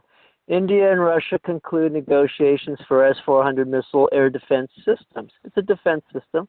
It says it includes 4 transporter erector launchers, 4 launch tubes per TEL, in addition to target acquisition and engagement, fire control, radar systems, and a command post. With an additional fire control radar system, a battery can consist of 12 TELs. The 2 batteries make up an S-400 battalion, also known as a S-400 division. Basically, it's got a range of 93 miles. now they spent. Let's see, what's the deal here? Now this is just with India. I don't think they're using this for to send out tech information. These are missile air defense systems. So, I mean, everyone's kind of arming themselves up. Let me just see who else is involved in this here. What model air defense, the SAM missile system that the Russians are selling them, you said it was the Model 4? It's a 400. They have a 500, which is supposed to be improved, but they're not offering that to other people. You know, it's kind of like they want to have this. It was higher than that, though. I thought they had something more. Let me see if they have 500. They delivered first S-400 system to regiment to China. This is April 3rd, 2018. First complete Russian-made units have been sent. We see what China is doing, like with the Philippines and with kind of the whole sea area. Can we trust China with what they're doing, and what are their intentions? I mean, when we talk about international laws and rules and compliance, they basically don't really care. I mean, what the international community wants. China does. They take our information, they steal it, right? They buy our goods, they steal the tech, and then they flood the market with their own knockoffs and kill us. There's what they say in public and everything else, and there's what they say at the table in negotiations, and it comes down to face-to-face. Do you know how much money and how many people, how much China influence that they've been trying to peddle in Africa right now? You know, for years it's been going on. Do you remember when every Chinaman in Uganda was kicked out of the country by, who was it? Not just Big Daddy Amin. There was another one that kicked everyone Chinese. They wanted them all out of the country. They've gone in for minerals and everything else. So there's a lot of behind-the-scenes stuff that goes on that we don't see. So they'll rattle their sabers and all of them, and oh yeah, it's all Hollywood. It's all show. Right. Because when it comes down to when I go to the store, it says made in China. When I tried to get a job, the last 4 companies I worked for went out of business. So that's not Hollywood story. That's reality. They're out to slash our throats financially. And right now we got Trump over there with negotiating with this to try to change the trade deals, because the way that trade, all the agreements were set up, everything was lopsided towards the Chinese. Oh yeah. Stupid. And and he's doing it. It's working. And the Chinese right now, the place is unstable between China and the North Koreans are nothing but a puppet for the Chinese. It's unstable. They'll say one thing, and the next day, all of a sudden, everybody's sitting at a table. They don't know what to expect anymore. This is what we need. We needed somebody that wasn't a typical politician to go in there, contrary to what everybody thinks. Because the regular politicians, there's no difference between Democrats and Republicans, in my opinion. These guys are career movie stars. They the minute they get elected, they don't remember who we are. I have no use for a lot of these politicians. We need somebody to go in there and clean house. No, it's rare. And the ones that actually are good, they don't last. They get sidelined and they don't last. I've seen it in New York. We've had many politicians that were great, that did a great job. They didn't last. Like one of them told me, he said, I quit even running for the assembly. After 3 terms in the state assembly, he said, I'm doing what? He said, I'm wasting the taxpayers' money by taking a paycheck. He said, I come up to Albany for what? New York City politicians run this state. And he said, we're in the minority, Republicans. He said, we don't have a chance to do anything. None of our bills ever make it to the floor. What do we do? He said, it's a joke. So there are good politicians that try. Unfortunately. The Republicans have been co-opted, though, by extremism. Not really. I tell you what, I've seen a lot of anger, including myself. A lot of anger out there where we've had it with the typical business as usual attitudes. And that's why we had one politician that tried running against Cuomo, this guy Palladino, where one of his comments was that if you elect me, I'll walk through the State House with a baseball bat. And son of a gun, I voted for him. We've had enough. We've had enough. That's what it's come down to. the utopian attitudes, and I live in Disneyland in the real world. No more. We've had enough. And there's a lot of us, and maybe that's the silent majority that's out there that's had enough. It seems like lot of recently the presidents have kept, the politicians in general have just kept making more and more government and, making the government bigger and stronger and in charge of more. And a lot of people are getting tired of that. It's like, no, we want to have choices again. Trump's been cutting back on a lot of it. He's been cutting back, and he's neutered a lot of these government agencies. EPA, the Bureau of Land Management. He's taken a lot of the funding out of them. You shouldn't have slaughtered the EPA as much as he has. They've a lot of their rules. See, a lot of the bad part about these ministries is they don't answer to anyone. And the only way to go after them, really, because they've created their own little miniature governments where they make their own regulations up separate. They don't have to go to Congress. Congress should be making these. You want to make a law? Make it a law. Well, we'll do it as a regulation where we can fine you and put you out of business and ruin you if we want. I mean, and they've done it. They've abused their authority and their power too many times. With all their volumes of regulations that they've nailed. I'm a small businessman. They've hamstrung us, and then they wonder why. Well, and then Obama came out and said, "Oh, you didn't build that. It was the government that did it. You couldn't have done it by yourself." Oh, really? They couldn't have done it without the taxes. It's small business that builds and keeps this country running. Yeah, I think running a business gives people a different perspective. Yeah. Do you know who gave the first loan to the government, to George Washington, where they didn't have the money? Congress didn't have the money to pay the Continental Army. You can look it up. Back during the Revolutionary War. None of the banks would give the money because we were fighting the British. He couldn't get money out of France, nowhere. It was a private businessman that co-signed the loan and got the money, the bank, to pay the Continental Army. So small business didn't do it? If it wasn't for a small businessman, the guy ended up dying years later, broke. He lost everything. I mean, the ships that he had were, because piracy was allowed back then. So he had ships at sea going after British ships and looting, and he was allowed to keep it. And that's just the way things were back then. But he ended up losing all of his ships and all of his property and everything, and but he still stood up and signed for it. But they say small business, no, the businessman didn't have anything. Oh, we did. Help build this country from day one. So I didn't like that. Huh? Well, here's something regarding what Jane was talking about is this current administration too aggressive? China sent over bombers in the South China Sea by the Philippines. President Duarte in the Philippines stated he would not provoke China. He knows that they have the planes there. He says, how will we arm ourselves if there's a war? Will we resort to slapping each other? I couldn't even buy myself a rifle. It was given to me. So how will we even fight with the Chinese? Basically, they can reach Manila in 7 to 10 minutes, Duarte said, with their hypersonic systems. Why is China sending bombers to the South China Sea? What is too aggressive in dealing with? In other words, I want a gentle, nice, kind president. I want warm, fuzzy feelings, which we had, and we were working with China to stop global warming. But the world's like that, isn't it? The world is a warm, fuzzy place, aren't they? Isn't everybody nice? Aren't they great out there? Have you ever seen the videos where they're cutting people's head off? Where Zakawi was cutting people's head off on TV? Isn't it a wonderful place? It's filled with wonderful humans. People are it's Disneyland, man, I'm telling you. And people don't understand it's Disneyland. Why can't we all get along?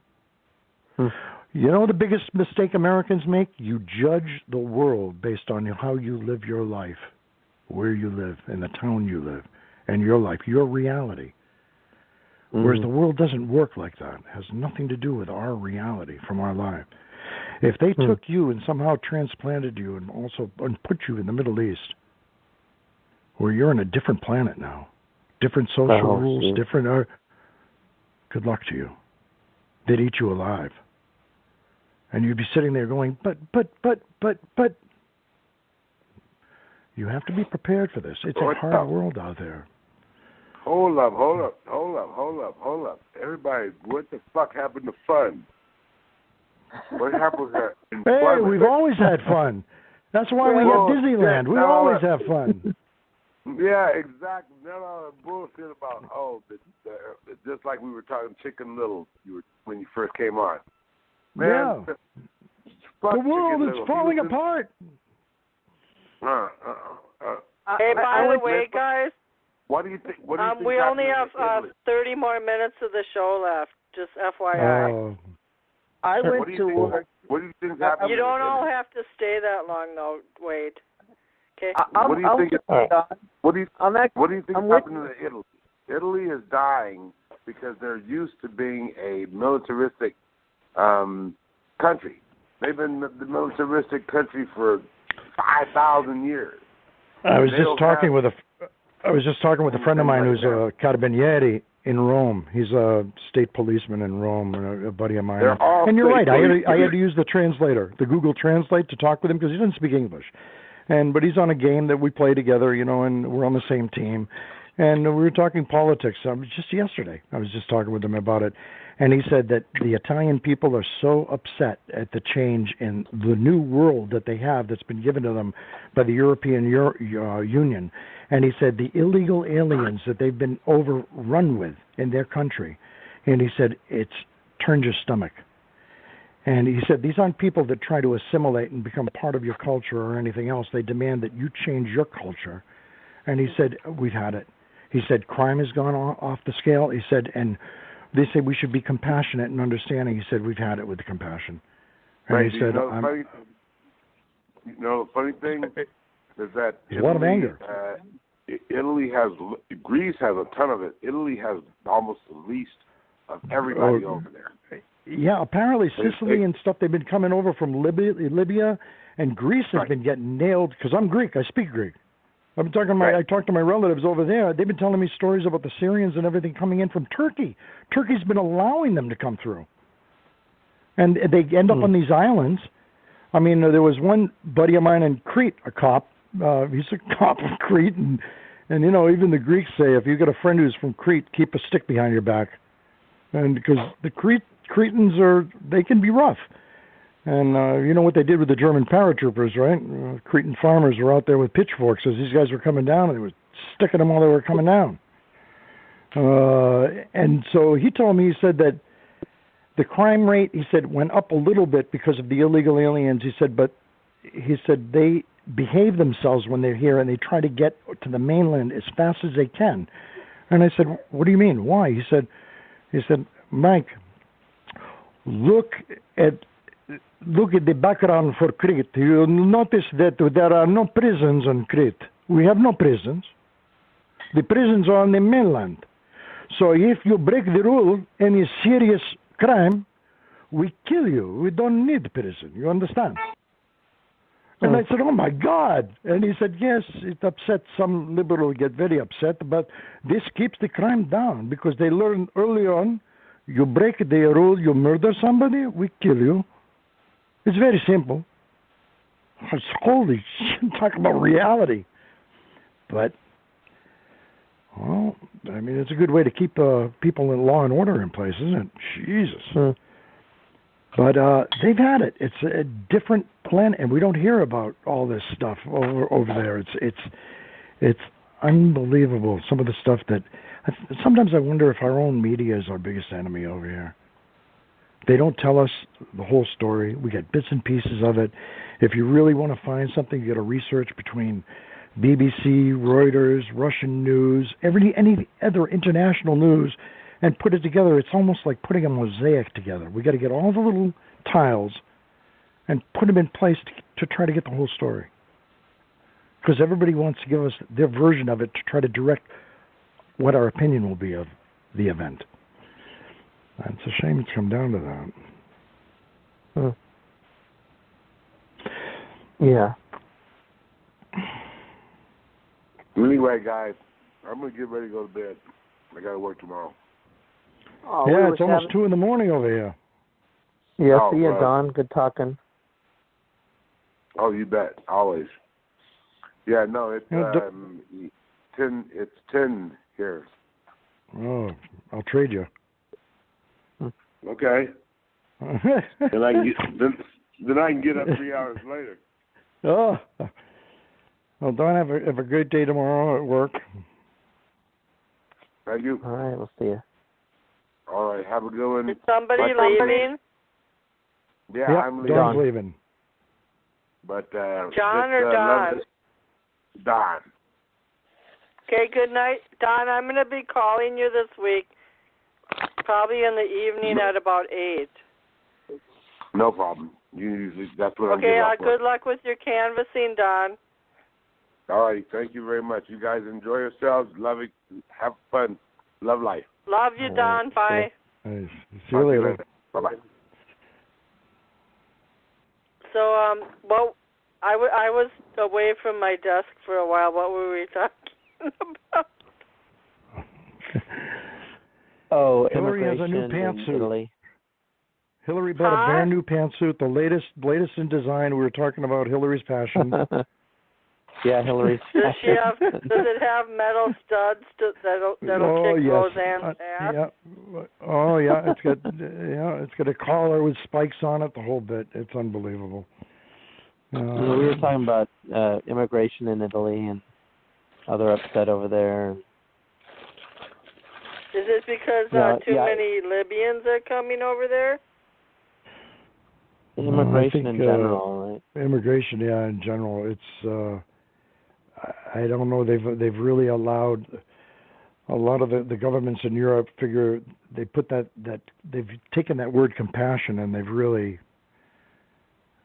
overused it a little bit too much, and they've upset You know a what, balance. though, Mike?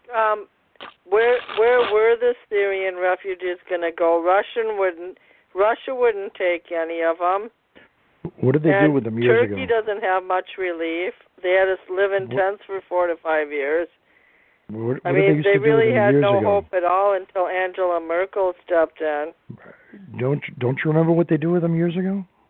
I got an armband that I just picked up. I added it to my collection. It says Are you DP talking about on the Armenian genocide? No.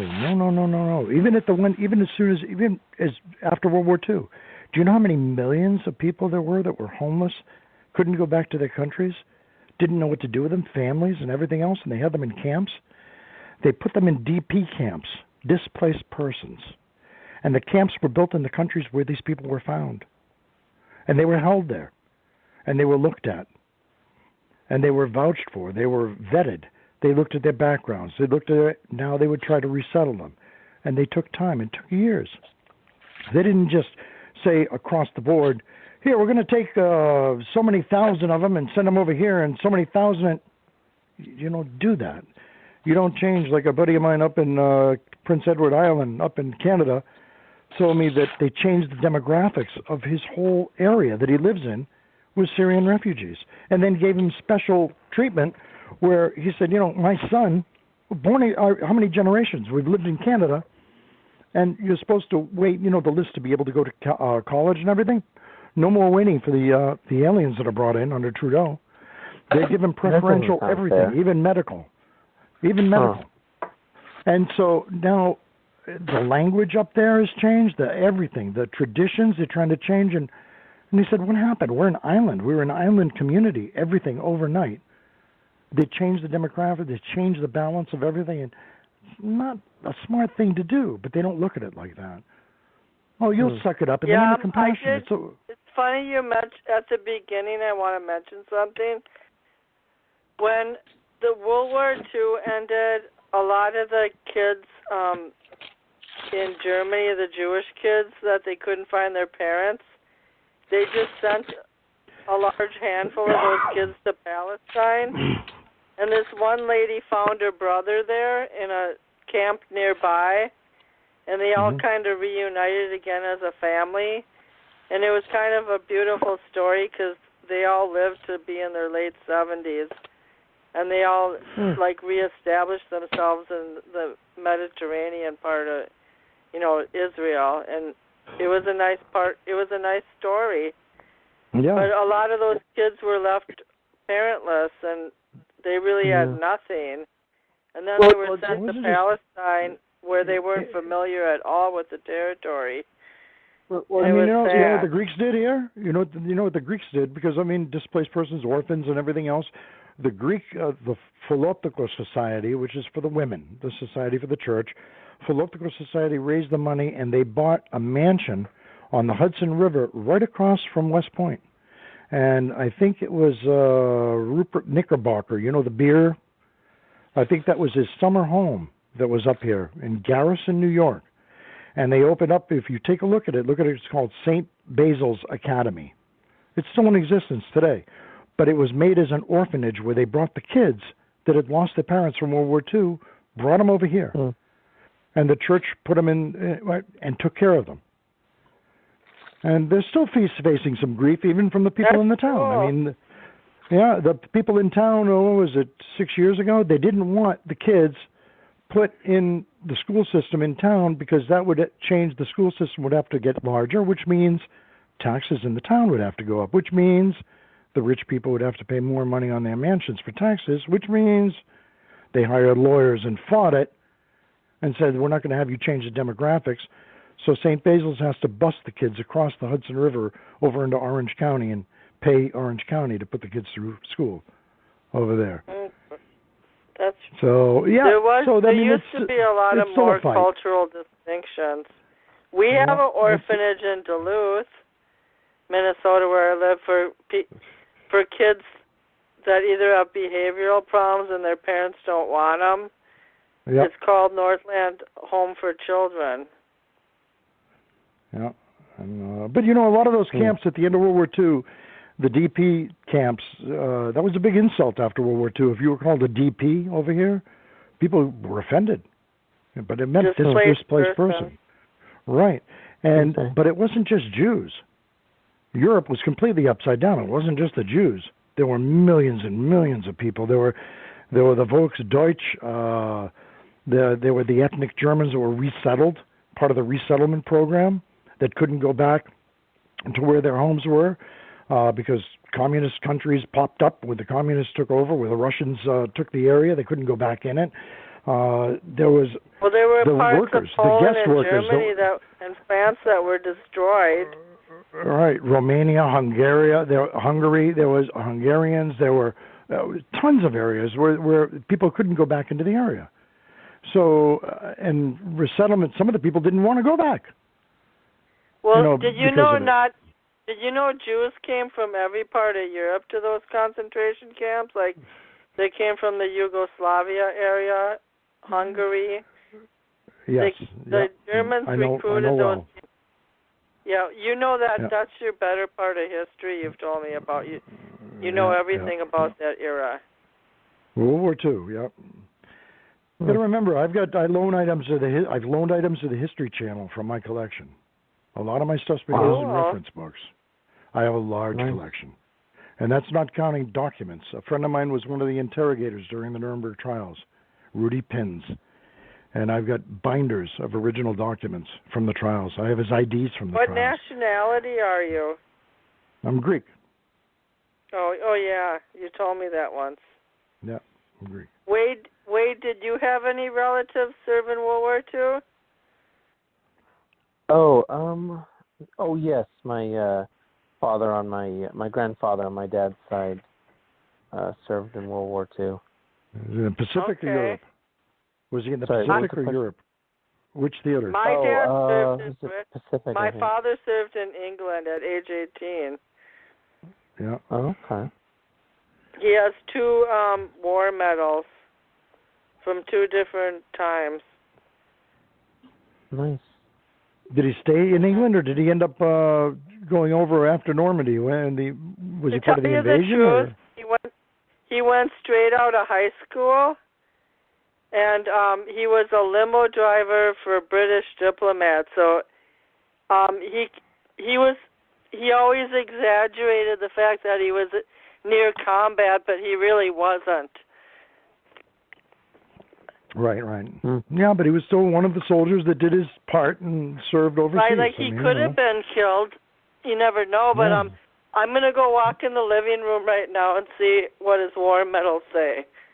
Yeah. They had a certain word on it. He's probably got a World War II service medal. He's probably got his World War II service, European theater medal. Yeah, but he won't have any battle stars on it. Theater. Yep, it won't and say they have on the ribbon. Too.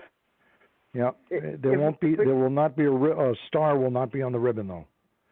No battle stars, no Leafs, nothing. Like they did in Vietnam, you mean? Well, you'd have battle stars depending on what campaigns you participated in. That would be put on the ribbon itself, a little star. It says American campaign, and there's 2 ships on the medal, and then the ribbon is light blue, white, red, and black. Yep. And then the other one says European, African, Middle Eastern campaign, and the color of the stripes are green, red, and brown, and white, and there's 2 little gold stars at the top of the medal. Okay, at the top of the medal, pinned into the ribbon, or on the medal itself? At the top of the ribbon, there's a square part.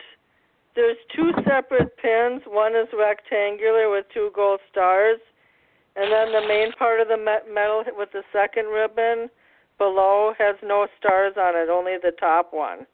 Yeah, if the top one where the stars is it a blue area squared off? No, it's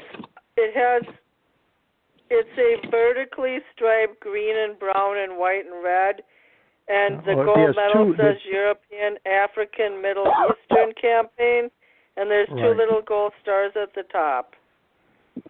But they're on the medal itself. No, they're on the ribbon part.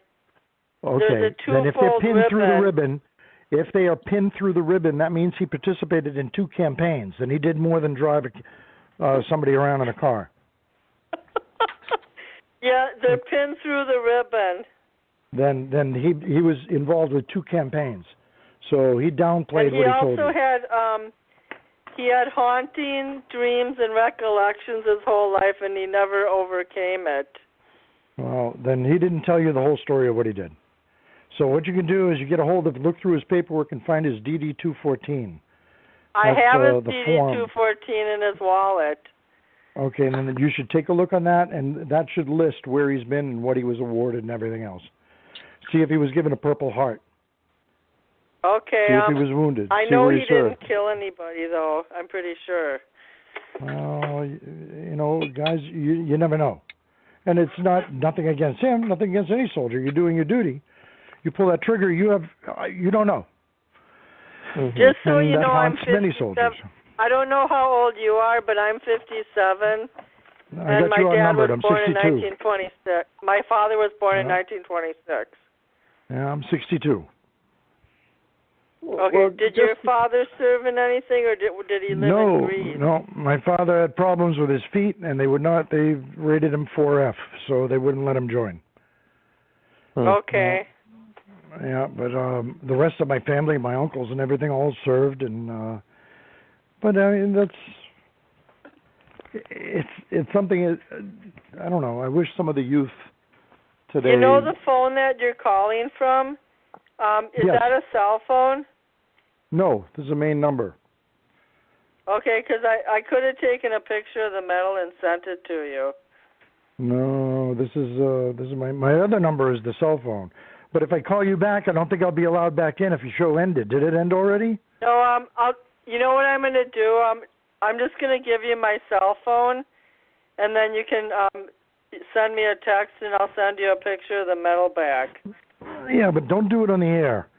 You can put us in the green room on your show. There's a way to put it in your green room where you're not. Yeah, I can put you on. I can put you in the screening mode and talk to you privately. Talk to me privately and give me the number. Don't put it on the air because there are too many wackos out there, and that's the last thing you need. Sure. It's the last thing you need too. Yeah. Okay. Hey, Wade. Could you hold down the fort a minute while I talk to him privately? All right. Oh, it's just me, huh? Okay. And John Yoder. Just hold on. We'll be right back. Sure. Wade and John keep talking. Oh, good. Oh, hey, John. Okay, good. Mike? All right. Sure. Can you hear me, Mike? Oh, no, you're still on the air, I think. Okay. Or at I least did it I hear wrong. you. Just a minute. Hold on a minute. Hello? I don't think it worked. Did it work?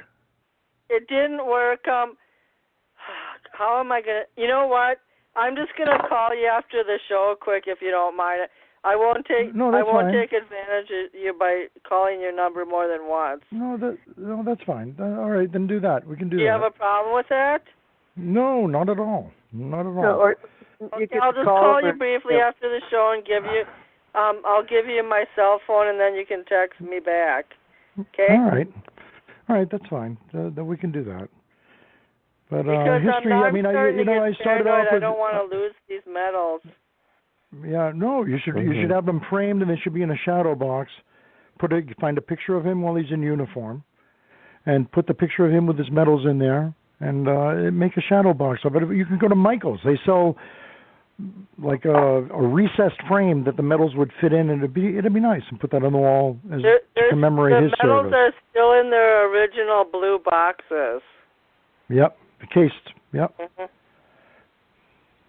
So, John, what happened to you, Yoder?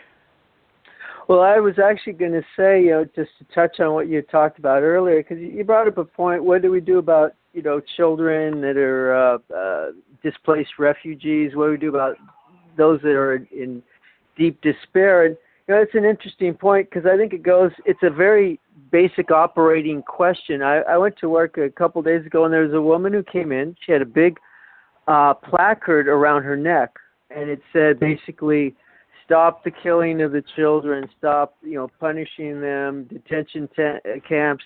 We must, kill Trump, get rid of the evil, stop racism, blah, blah, blah. And this is the mindset she's operating from. And I said, just, because I'm at work and I can't really join either side. So I just said, well, in a couple of years, don't worry. Just there's an election, and you can vote him out. And then I said, half the country hates Trump passionately. I said, and the other half loves him passionately. I said, so it's kind of important to see what the other side, why they love him, and because it's not just a person. It's a certain concept or fundamentals that they identify with. So I guess the question is, when you have displaced refugees, you kind of have to go, first of all, where's their family? Are they alive or dead? Where's their community? Where's their political leaders, the government? What about the soldiers that fight to defend them? Like we have soldiers, so where are their soldiers? Well, if none of their people care, then you kind of go to survival. And you go, like, example, does anyone pay my mortgage? No. Does anyone wipe my butt or carry me around? It's like, I feed myself. I take care of myself. I had to fight and scratch to get a job at 59.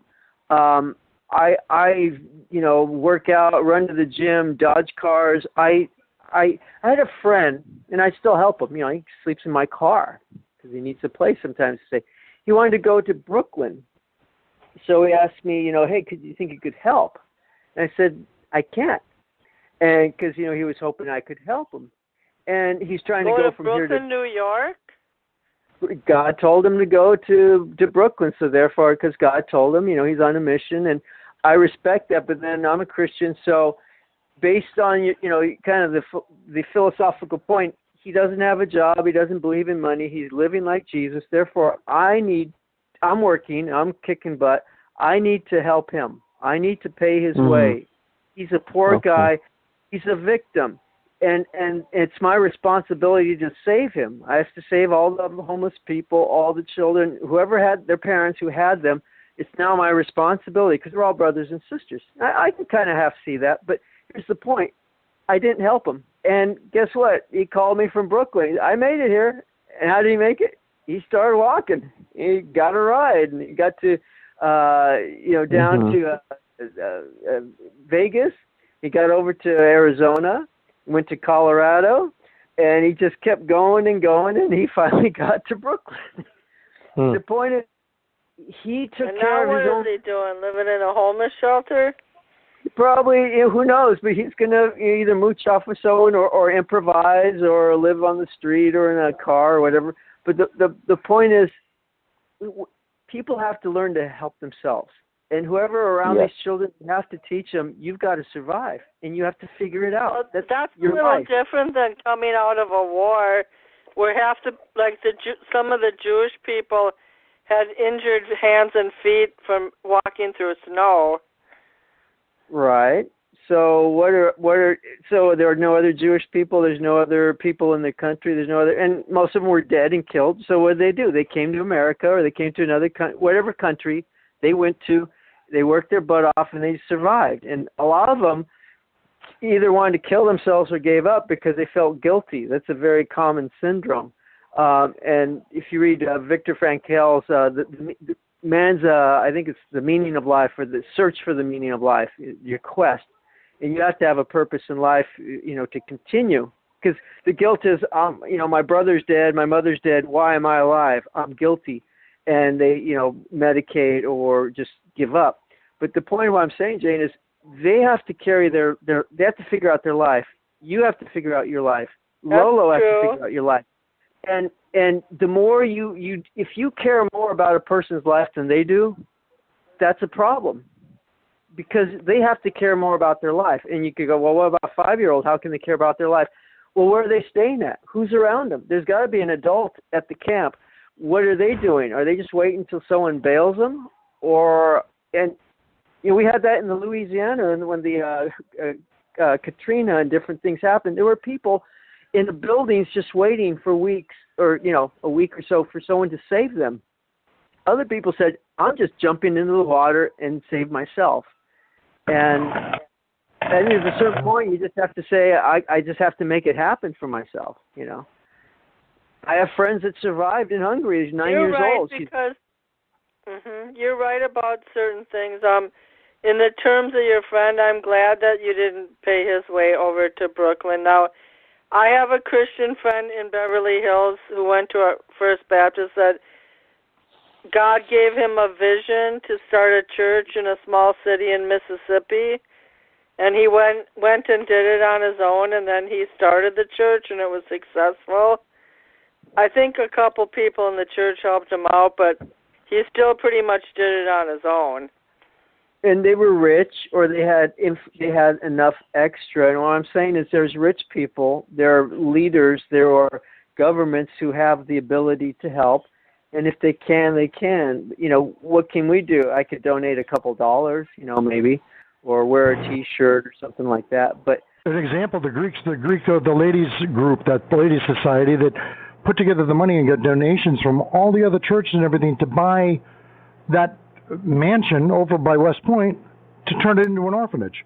They went out of their way and they did it and they built it and they took care of. I mean, I've got an aunt who was much older than me now, but she was one of the war orphans that came in. She married one of my uncles, and she was one of the ones that went through that, and it served a purpose and it did it. But in a way, when I look at what's going on today, I feel betrayed. Because I track a lot of this stuff, which people don't see, and people have a short memory, and that's frustrating as hell, too, when you're dealing with an American public that they forget about everything within, it's like 15 minutes later, and you forget, what? Oh, yeah, wasn't that, it was 2 years ago? Oh, my God, that was years ago. Well, do you remember when these kids were coming into this country? Do you remember when Obama's administration, and I'm a government contractor, so I monitor this stuff, that they advertised, like, 4 months ahead of time on the government bid, GovBiz Ops. That's one of the websites, and there are other ones where they bid looking for proposals or people that will accept proposals to do government contracts.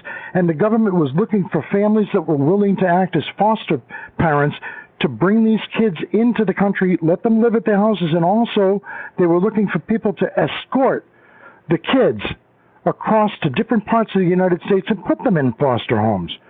Now, they put that out months before these kids even came across the border. Months! And the auctions were listed by the federal government, listed on the line before it even happened. And then everybody sits back and says, well, those poor kids this was orchestrated. What do you mean, this was orchestrated, and all the evidence is still on the internet. You can still find the original listing of those proposals for bid on the government contracting sites. They're still there. But nobody seems to remember that, and nobody gets frustrated by it.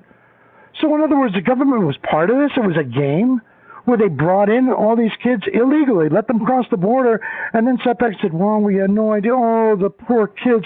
Oh, we have to think. Shouldn't have been bringing them in the first place.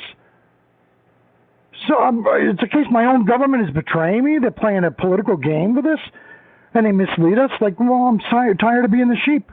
I'm tired of it. So all you can do is sit back and sadly laugh.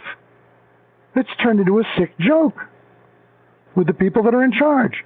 Yes, it's too bad. Oh, it's wonderful that someone's taking care. They shouldn't have been here in the first place. Well, this wasn't an accident. It was planned.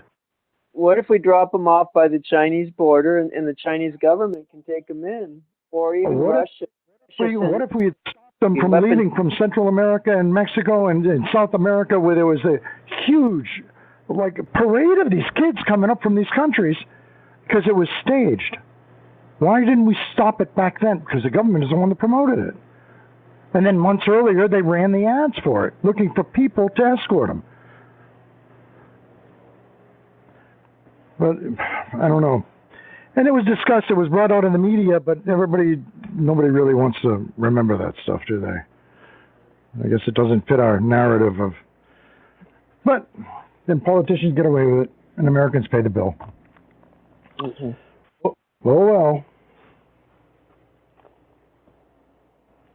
You guys, we only have 5 minutes left. Would anybody like to make a conclusion? Let's see. I've started in the beginning. I can conclude stuff, and people can chime in if I forget anything. Well, we started off talking about Roseanne, and I think Don and I both weren't too interested in the subject because I don't think Republicans embrace her a whole lot. I don't think anybody does. I don't know, these figures that are involved and whoever she insulted, or I don't think they're very influential people right now. But racist comments get a lot of attention. But she definitely doesn't represent most of the population. But then we talked about technology in education and debated about whether it was a good thing or a bad thing. And Don surprised me with the point of with computers, are they watching you? So I don't know. I hope they're not. I hope they're not that involved yet. I don't think it's gotten that bad yet. But if not, maybe you need to do some tutorials offline. I don't know. Anyway, we had an interesting topic. I pointed out the advantages of technology, like being able to record answers and give students immediate feedback and things like that. And then we talked about the space. Oh, we talked a lot about Chicago and the Great Lakes and where everybody's at, and the space program. I heard something about being able to get a pretty long trip in 30 minutes using space. So I was interested in.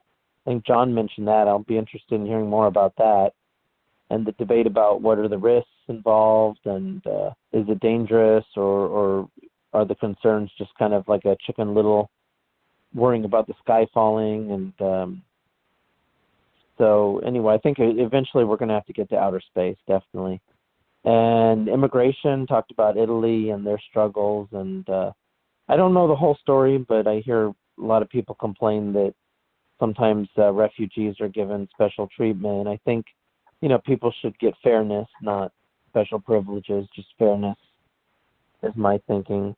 But crime, if they're not vetting people and keeping criminals out, like if you see these guys on the street saying, blood on the streets and yelling stuff, and, it's like, okay, what are we doing letting them in the country, right? But people, good, honest people, sure, that get a job and work, and they're always welcome. So I don't know. I don't know the whole story. Don't know where I'd stand on that. But it's definitely a debate, and I hope things work out well for Italy. And then we just ended talking about personal responsibility.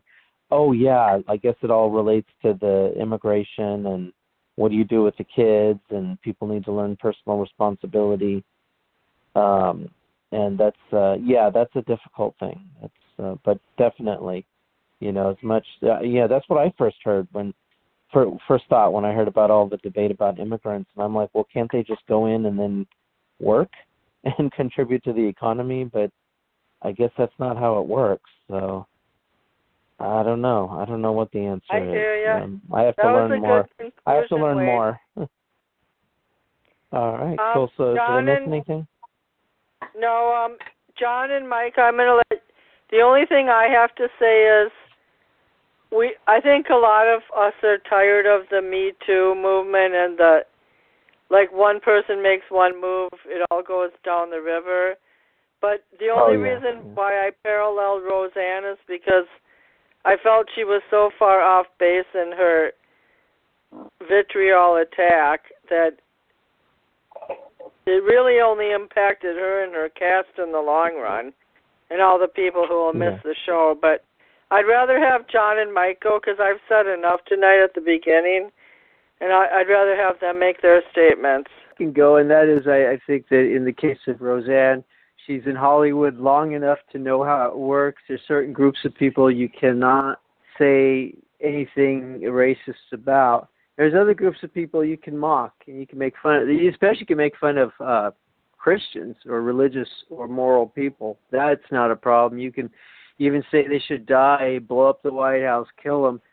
That's not that's basically, if you say that, that just means you're wrong and you should apologize. But if you say things against other groups, then you're evil and you should be totally barred for life. No repentance, no apologies will work. You're dead. And I just think it's a big double standard. I mean, what's worse, to make fun of a mock a race or to wish someone is dead and killed and assassinated? I don't know. I think I'd rather have someone say I'm a dumb Mexican or a beaner than to someone actually say I wish someone would slash my throat and that or shoot me and assassinate me. I don't know. There just seems to be a double standard about this culturally. So I hope that everyone can learn to not say anything racist or threaten to kill people on both sides, and just to be loving and kind and productive and work together. Actually figure out we're all on the same team, so let's work together. Actually I was telling Jane, Mike Pence meets with Joe Biden once a month. They talk and they go over stuff, even though you wouldn't think so, but because he asks Joe, what would you do about this or that? They're concerned about the country. It doesn't matter what party you're on. If you make the wrong decision with Saudi Arabia or North Korea, there are major consequences for everyone.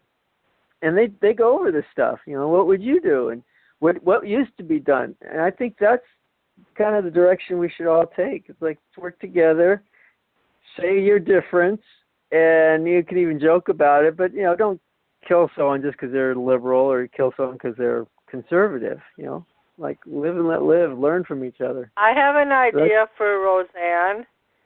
Now that she lives in Hawaii, she could, her punishment should be that she could help build a presidential memorial of Barack Obama. Anyway, John, I totally agree with you. Who was born in Hawaii, by the way, not Kenya. Yeah. What happened to Susan B? What was that the comedian's name? Did they fire her? Yeah, I didn't even ever find out what she said. Do you know, Mike? Yeah. She. What did she say? It was pretty rough. I mean, the video of her is out there. I don't want to repeat it on the air what she said, but I would have expected them to fire her for making a comment like that. I mean, some of the other stuff too that some of these newscasters and reporters have said about Trump's family, even the child. What's Trump's son's name? That's a handicapped kid. Barron. Yeah, Barron. Who was it? The comedian that made a joke out of that? Somebody made a sarcastic comment. Probably Kathy Griffin. No, it wasn't Kathy Griffin. It was another one early on. And they apologized immediately, but they didn't get fired. Kathy Griffin, though, I mean, holding a bloody head, yeah, she lost. That was a stupid move. Roseanne said, I've never really cared for her anyway. No, that was a really stupid move. But a lot of them have. I mean, I've run into it because I'll tell you what, guys. We covered some of that earlier tonight. I'm conservative. I'm one of the committeemen on the Republican Party. Yeah, I knew that. I don't agree 1,000,000% with the Republican Party, but I decided instead of being like most of the people around here, which just get online and go on talk shows and bitch, moan, type, complain, let's fight, never. Get out there and join the party and try to make a difference and try to make a change. Yeah. That's absolutely the way to do it. Get your feet on there, knock on the doors, and talk with people. And I've got into fights with the Republican Party. A good example is they chose who one of the senators was going to be, and I told them no. And they gave me a list, and they said, here, go get the signatures for him. I said, no, I'm not.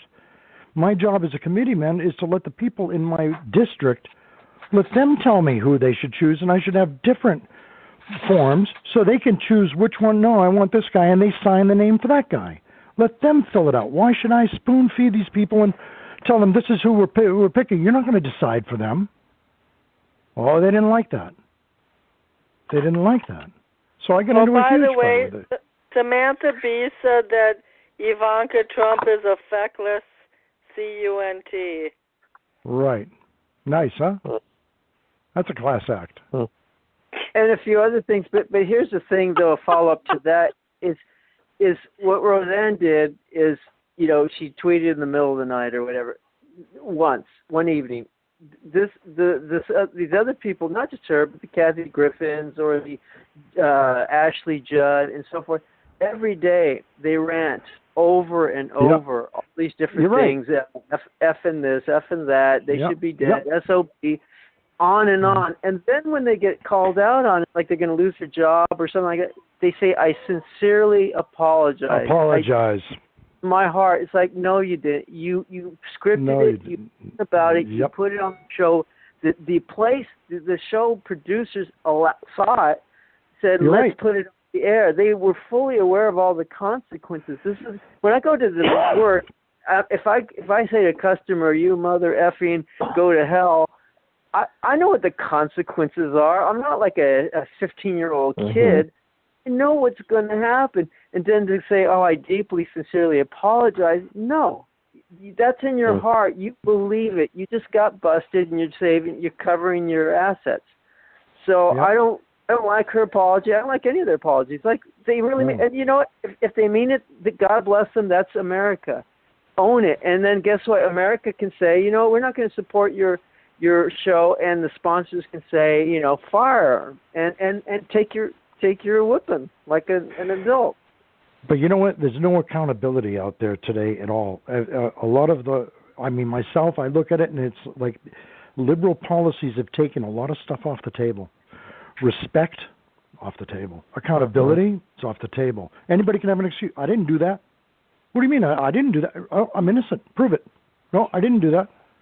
Even though we've got you on video committing the murder. That wasn't me. Nobody wants to be held accountable for anything they do today. There's no pride, no honor, these are all just words that are meaningless now. They used to mean something.